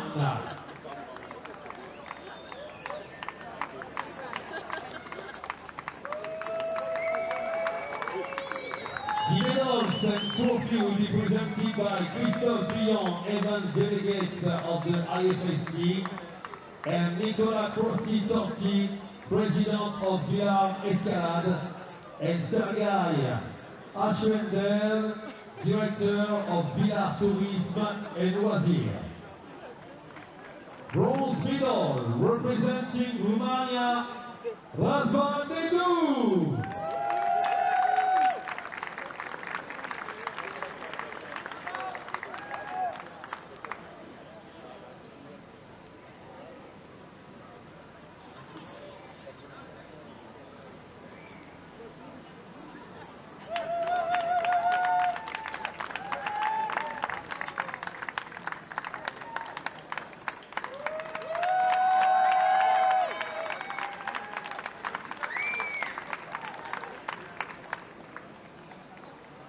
Silver medal representing Spain, Francisco Javier Aguilar Amoedo.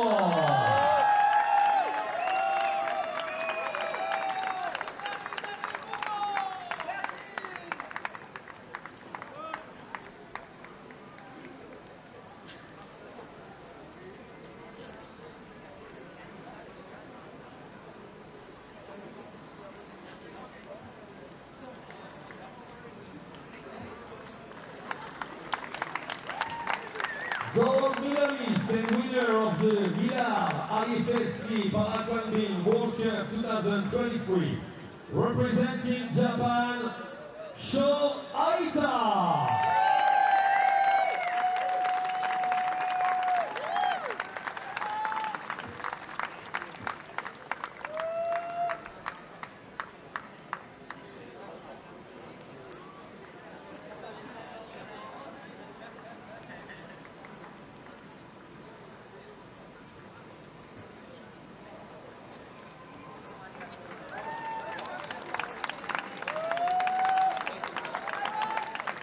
Ladies and gentlemen, please rise for the national anthem of Japan.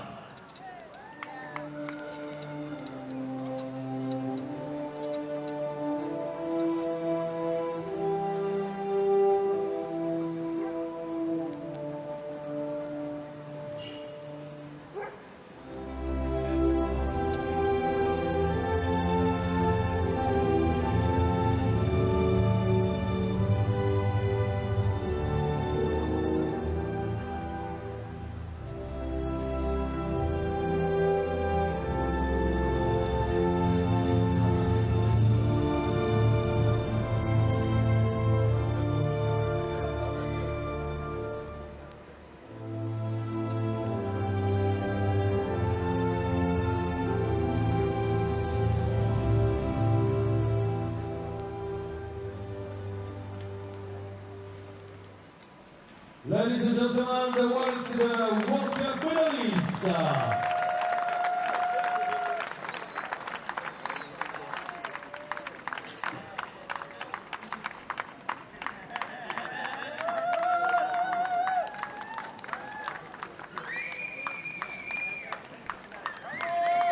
On peut les applaudir s'il vous plaît. Thank you very much and congratulations guys.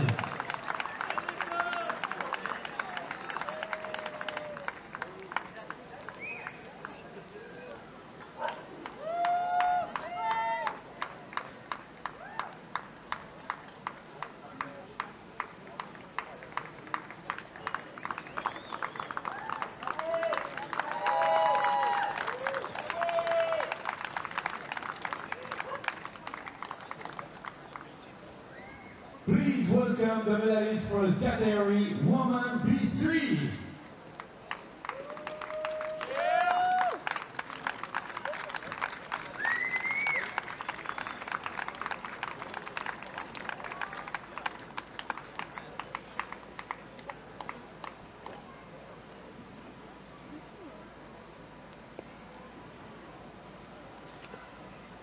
bronze medal representing Austria, Edith Scheinecker.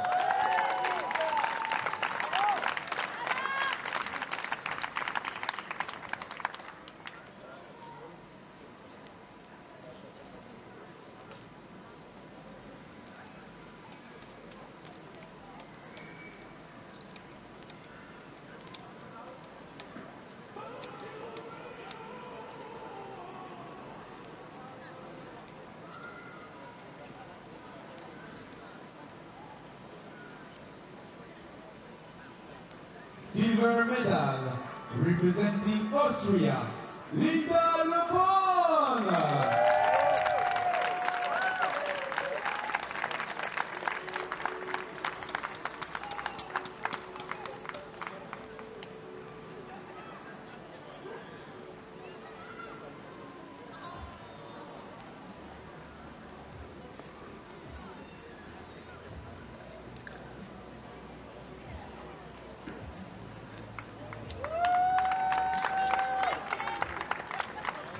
Gold medalist and winner of the Villars IFSC Paraclimbing World Cup 2023. Representing Great Britain, Abigail Robinson!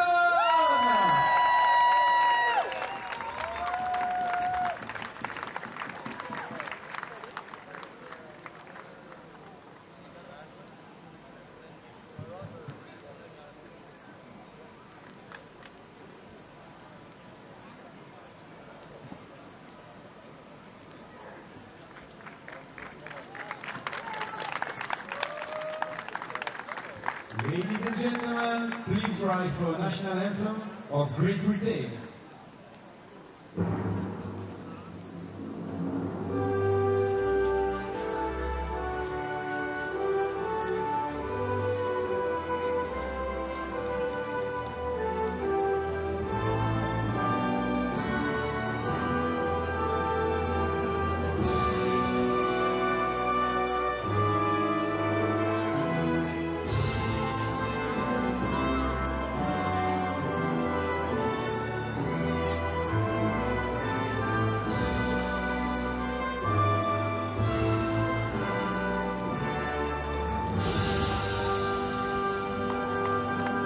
Ladies and gentlemen, the World Cup medalists!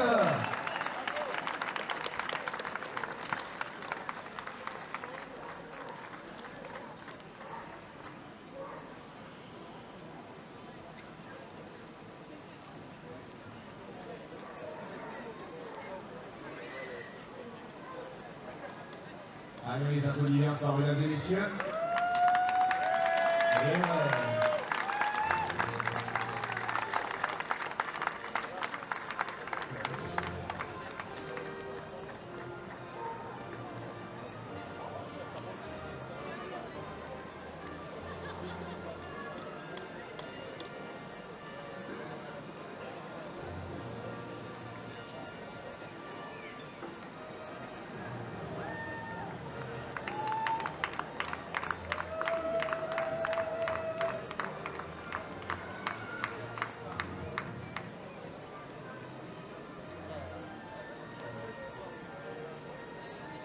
Ladies and gentlemen, please welcome the medalists for the category M Men B2.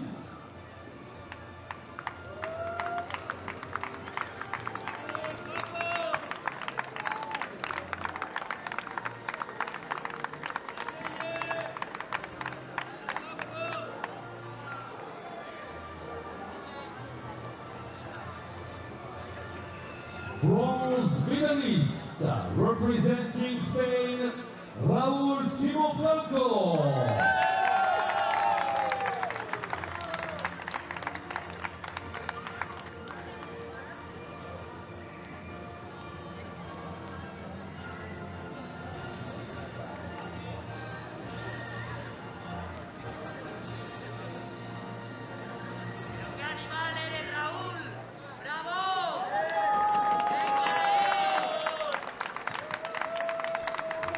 Silver medalist representing Spain, Guillermo Pellegrin Gomez.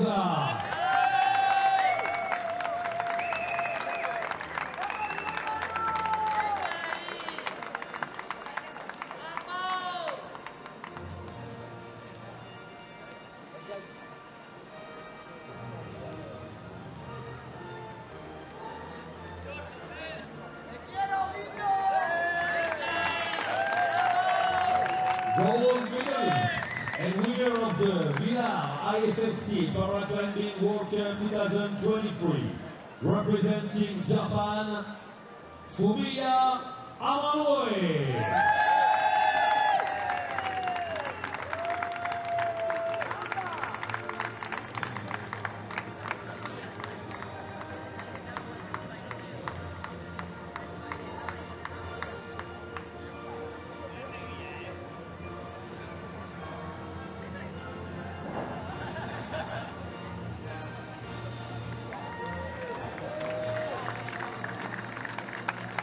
Ladies and gentlemen, please rise for the national anthem of Japan.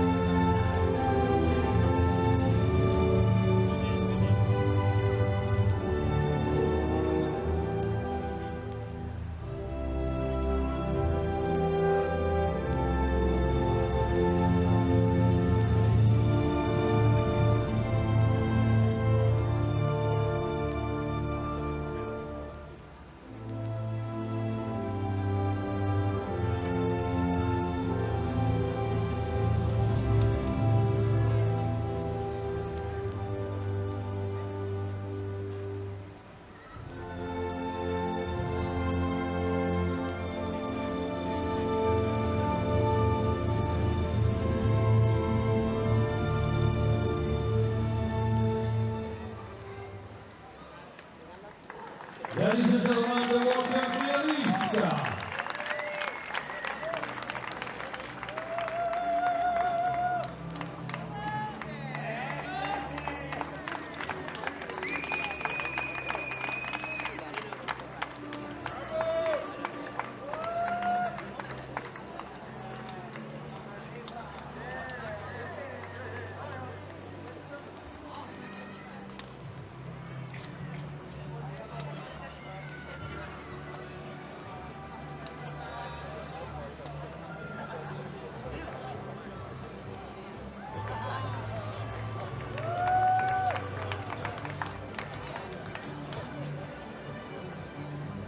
Ladies and gentlemen, please welcome the medalists for the category men B3.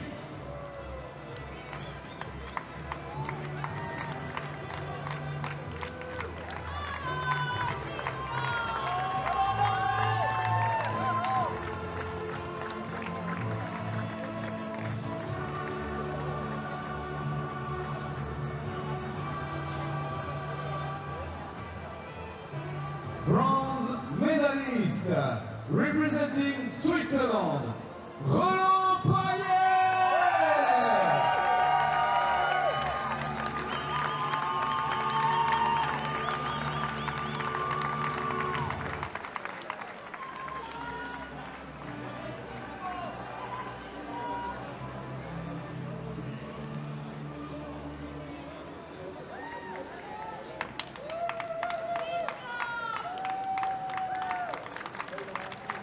Silver medalist, representing Romania, Daniel Pepe Basilica Andrei!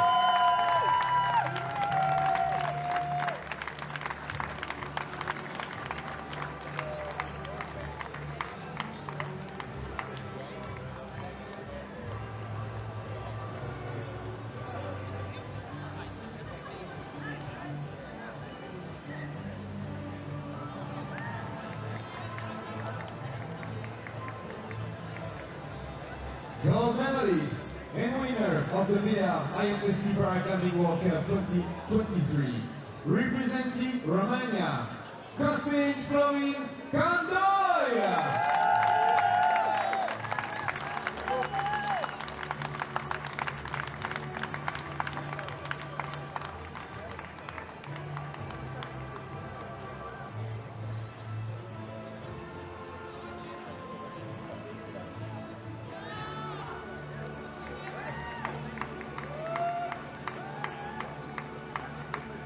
Ladies and gentlemen, please rise for the national anthem of Romania.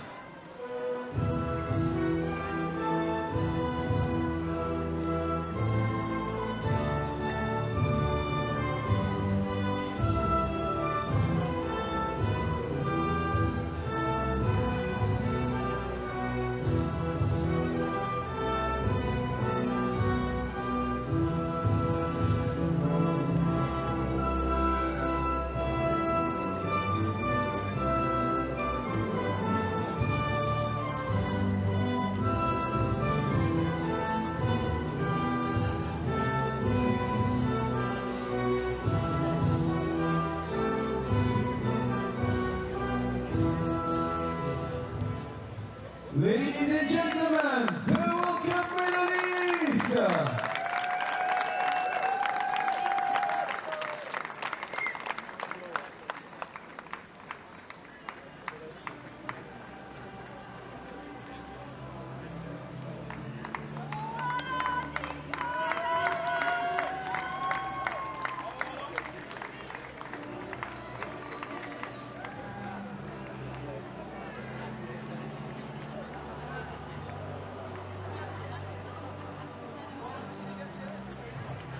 Ladies and gentlemen, please welcome the medalists for the category Women MP3.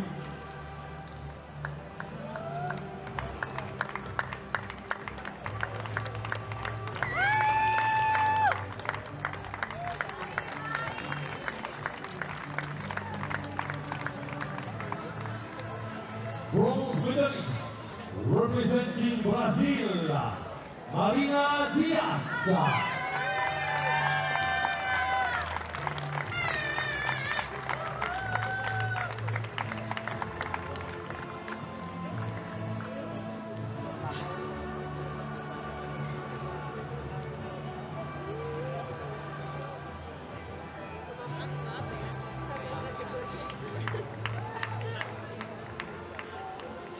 Silver medalist, representing Great Britain, Martha Evans.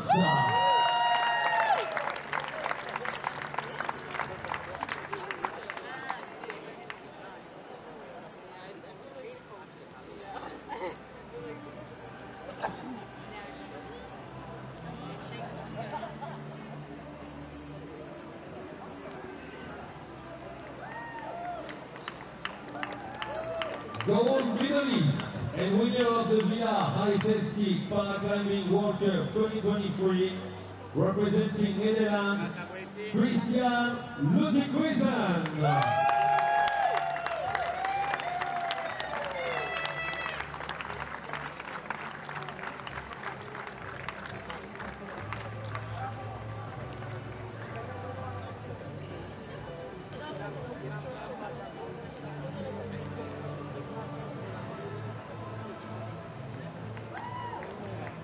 Ladies and gentlemen, please rise for the national anthem of Netherlands.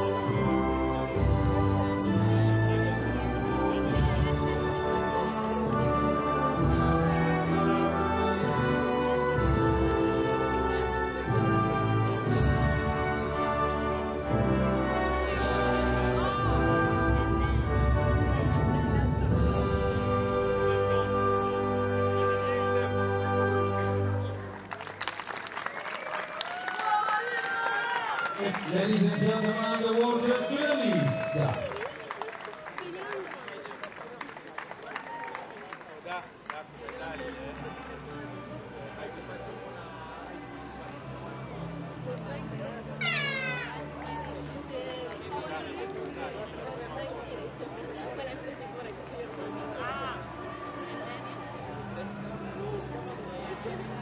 Ladies and gentlemen, please welcome the medalists for the category men AL2.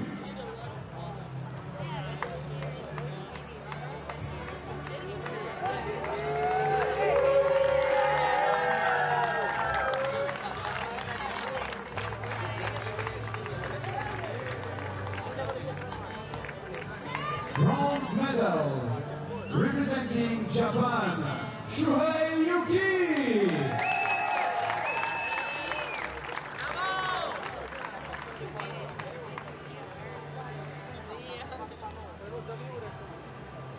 Anyway, so they have a name and I find it. Yeah, and then I tweet it. So I was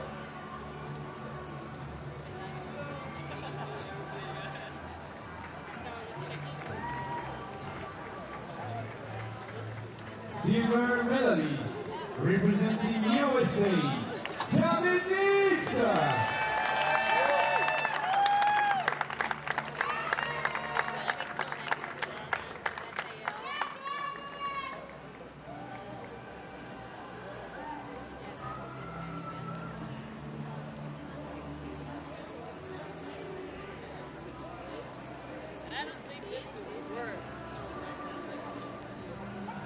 Gold medalist and winner of the Villars IFSC Paraclimbing World Cup 2023, representing France, Thierry Delarue.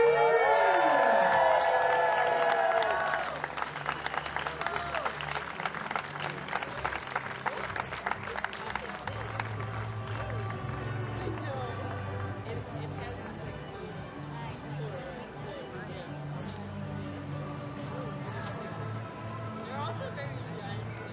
No, but they're like the small ones, like this. Yes, but I took the jar. Ladies and gentlemen, please rise for the national anthem of France.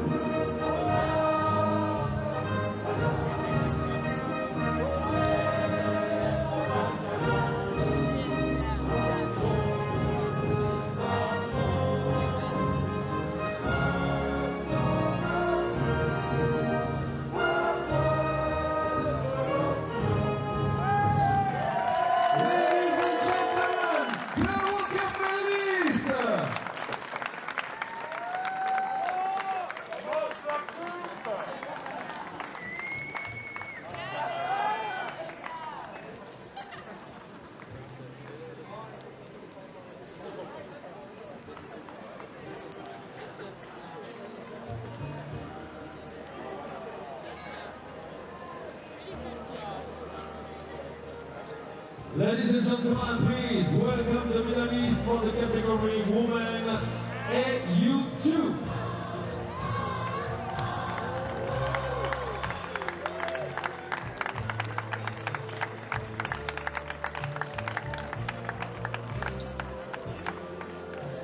Bronze medalist representing Italy, Lucia Capovilla.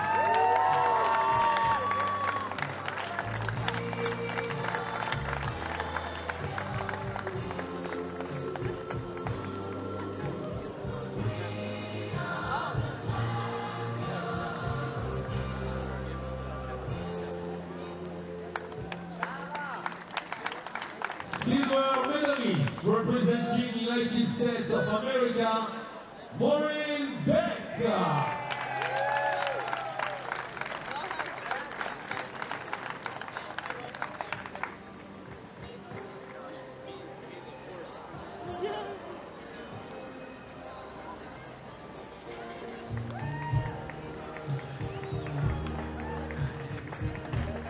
Médaille d'or et vainqueur de la Coupe du Monde IFSC Paraclimbing 2023, représentant la France, Solène Piret.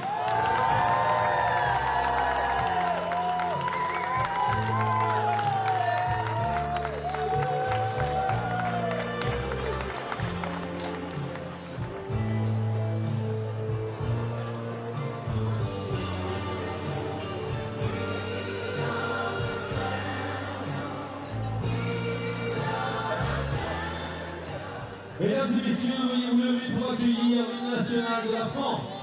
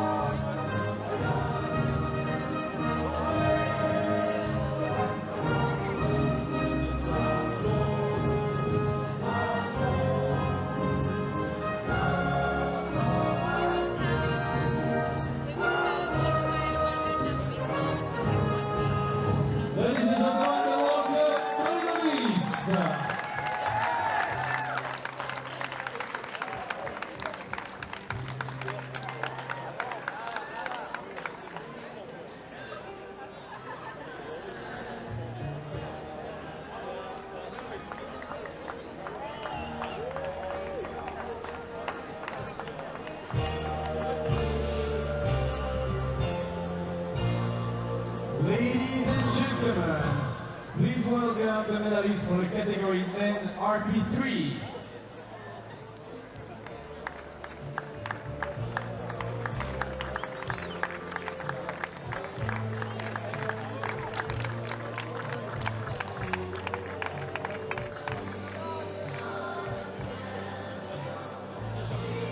Bronze medalist representing Slovakia, Arsani!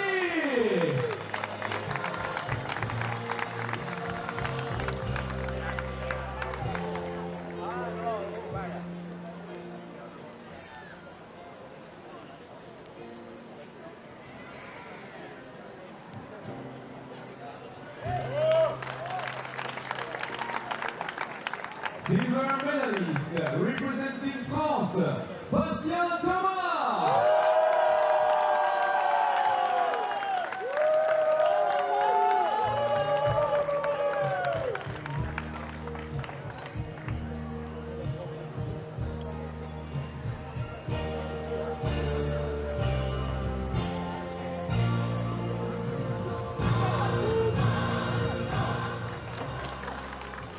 Bronze medalist and winner of the Villars IFSC Paraclimbing World Cup 2023, representing Japan, Tadashi Takano!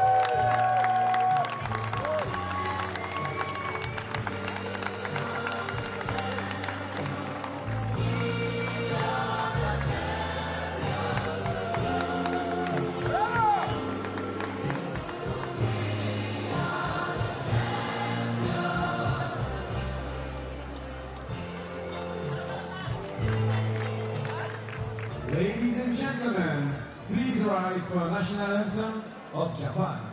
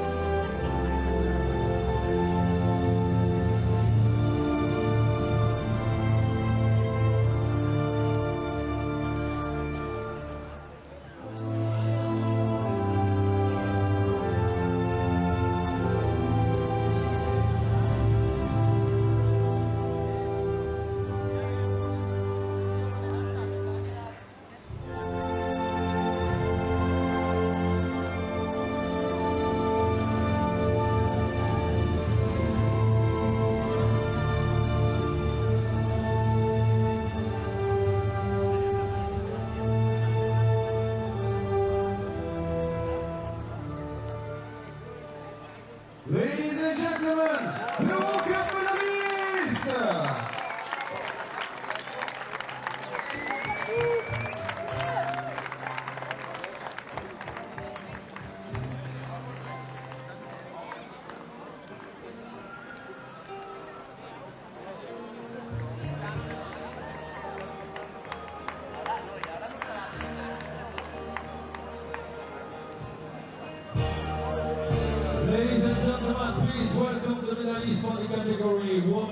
EL2.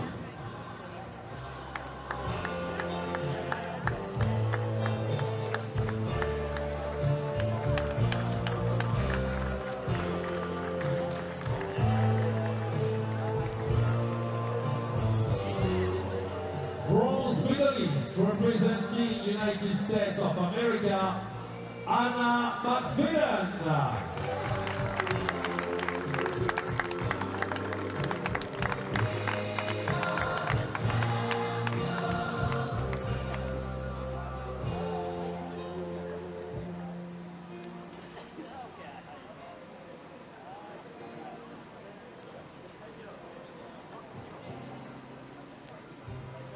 Silver medal representing Australia, Sarah Lacombe.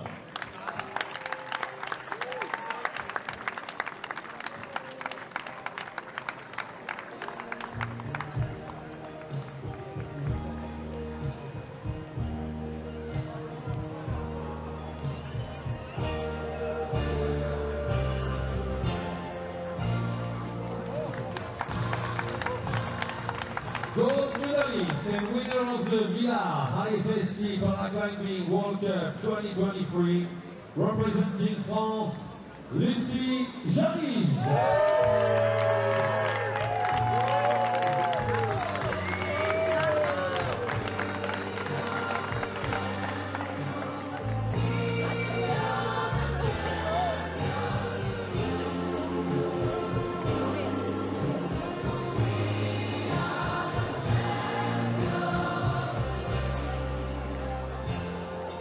Mesdames et messieurs, veuillez vous lever pour l'hymne national de la France.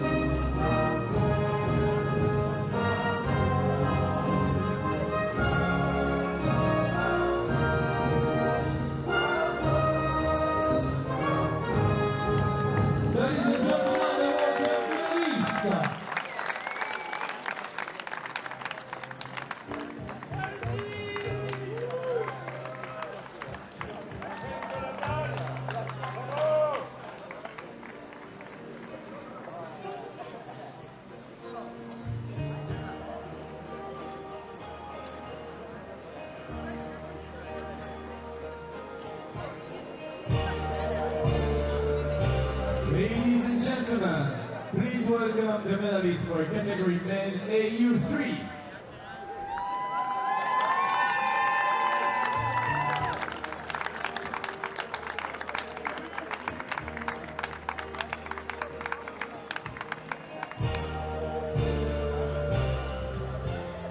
Bronze medalist representing Switzerland, Dominic Geisler.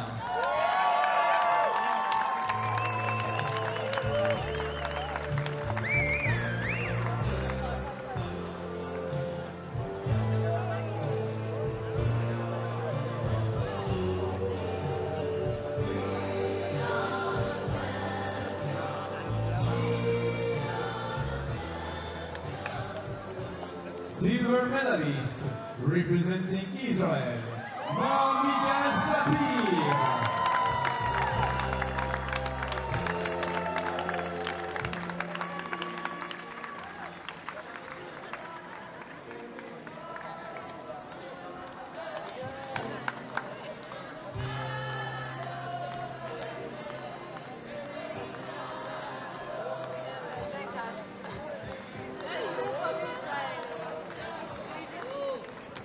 Gold medalist and winner of the Villars IFSC Paraclimbing World Cup 2023, representing France, Maxime Meyer.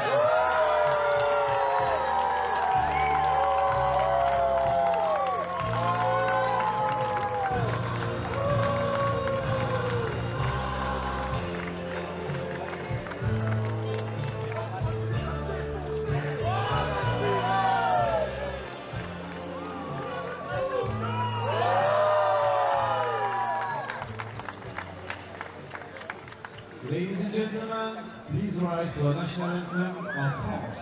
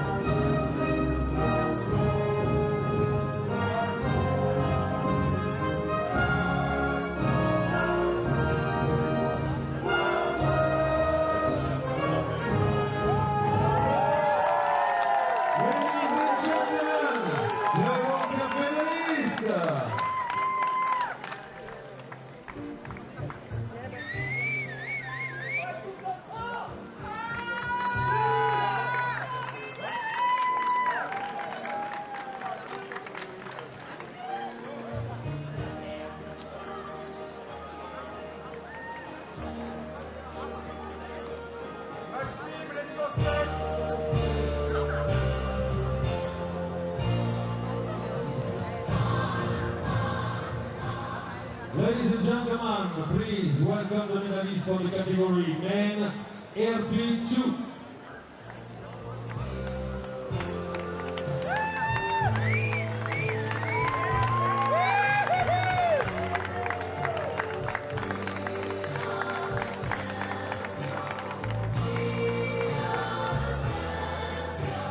Bronze medalist representing India, Manikandan Kumar.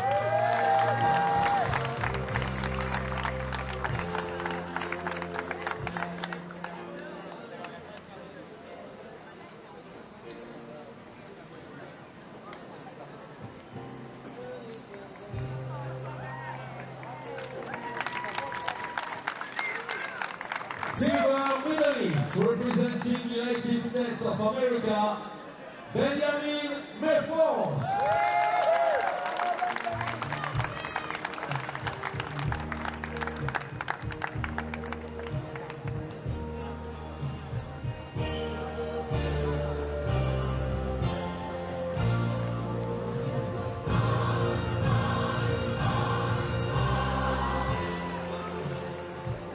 Gold medalist and winner of the Villars IFSC Paraclimbing World Cup 2023, representing Germany, Philippe Rosek.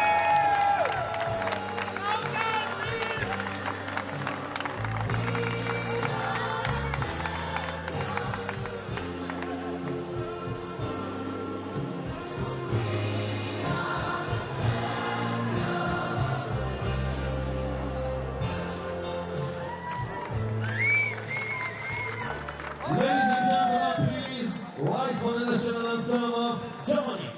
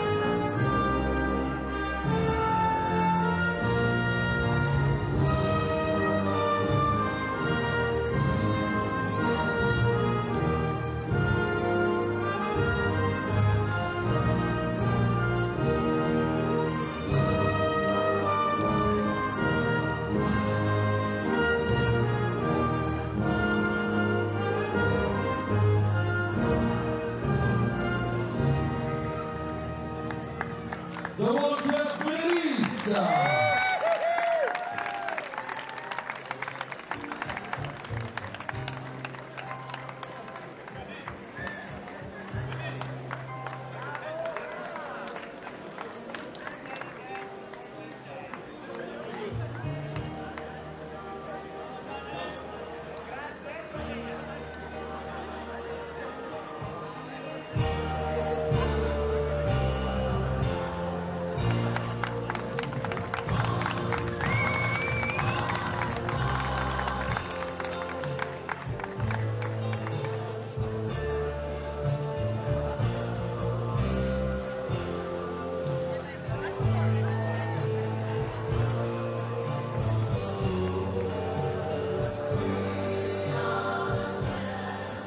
Ladies and gentlemen, please welcome the medalists for the category Women RP1.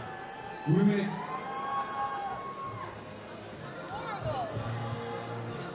will excuse Eva Marl. She had to go to the doctor. She will not be on the podium.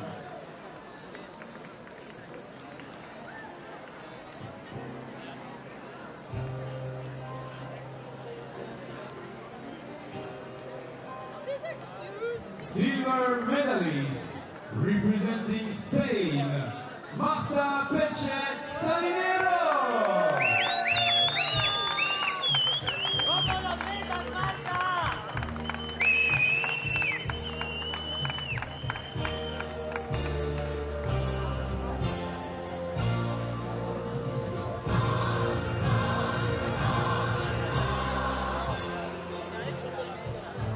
Gold medalist and winner of the Villars IFSC Paraclimbing World Cup 2023, representing USA, Melissa Ruiz.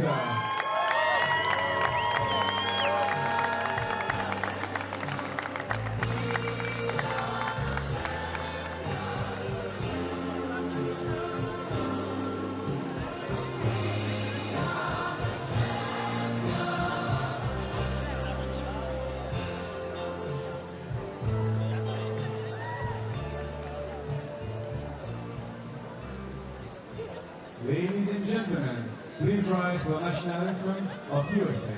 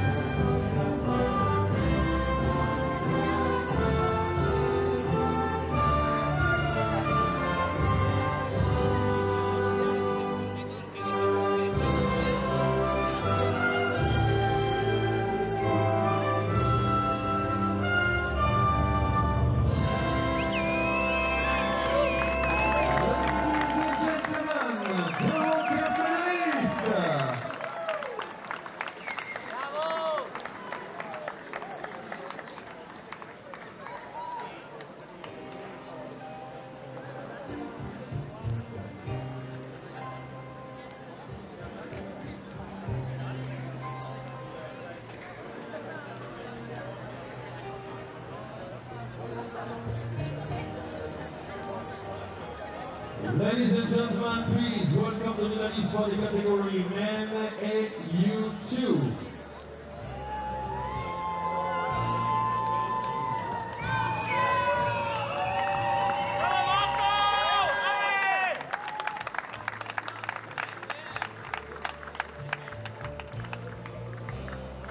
Bronze medalist representing Switzerland, Marco Gelli.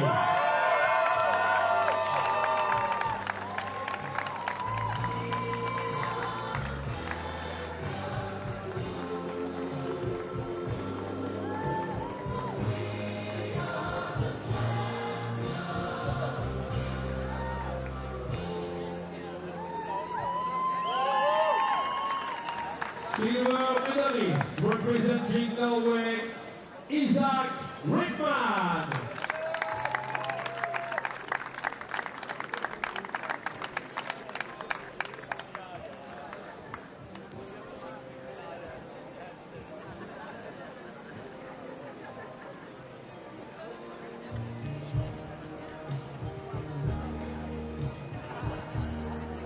Gold medalist and winner of the Villars IFSC Paraclimbing World Cup 2023, representing Germany, Kevin Bucker.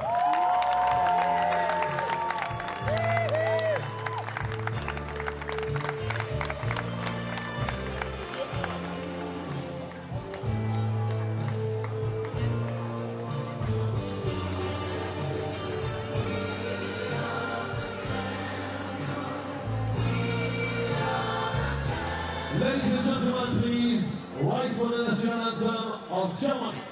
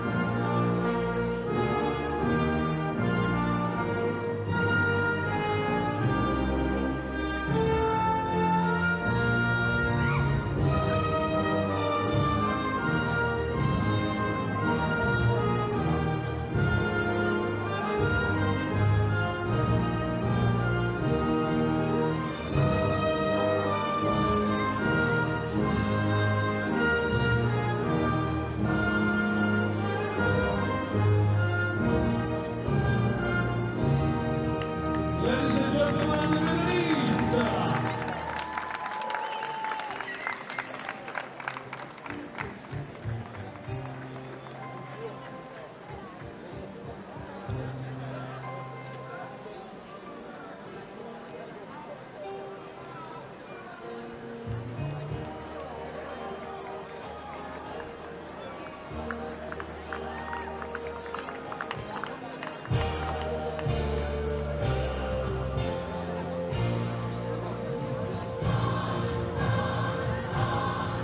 Ladies and gentlemen, please welcome the medalists for the category Men RB1.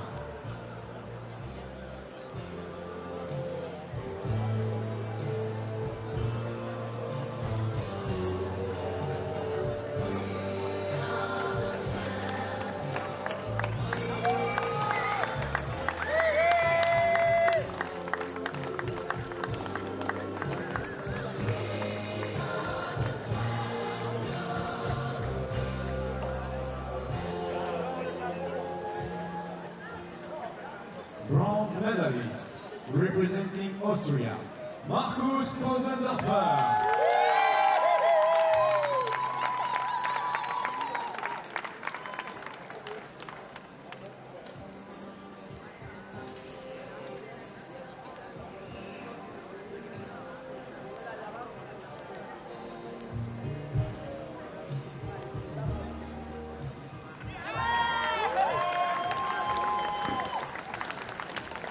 Silver medalist, representing France, Aloïs Potier.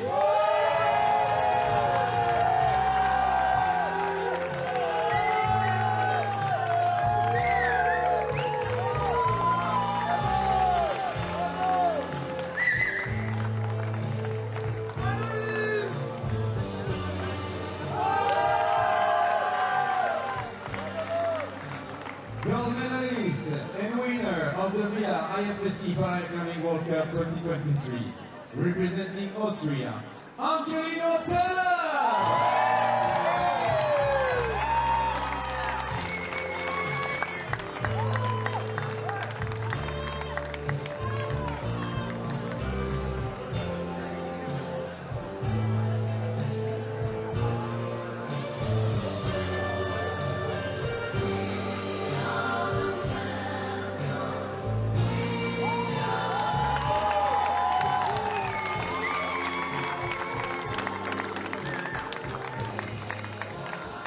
Ladies and gentlemen, please rise for the national anthem of Austria.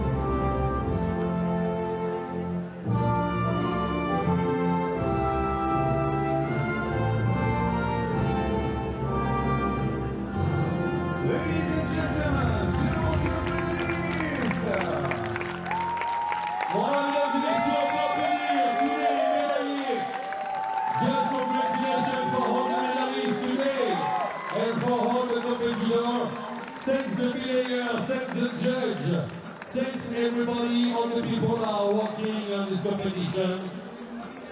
And for sure, see you next week. Congratulations, Villars.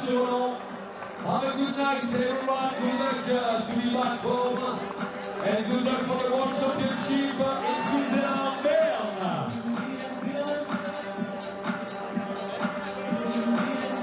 Merci Arthur pour ce beau premier week-end. On se donne rendez-vous le week-end prochain. Merci les petits Seb.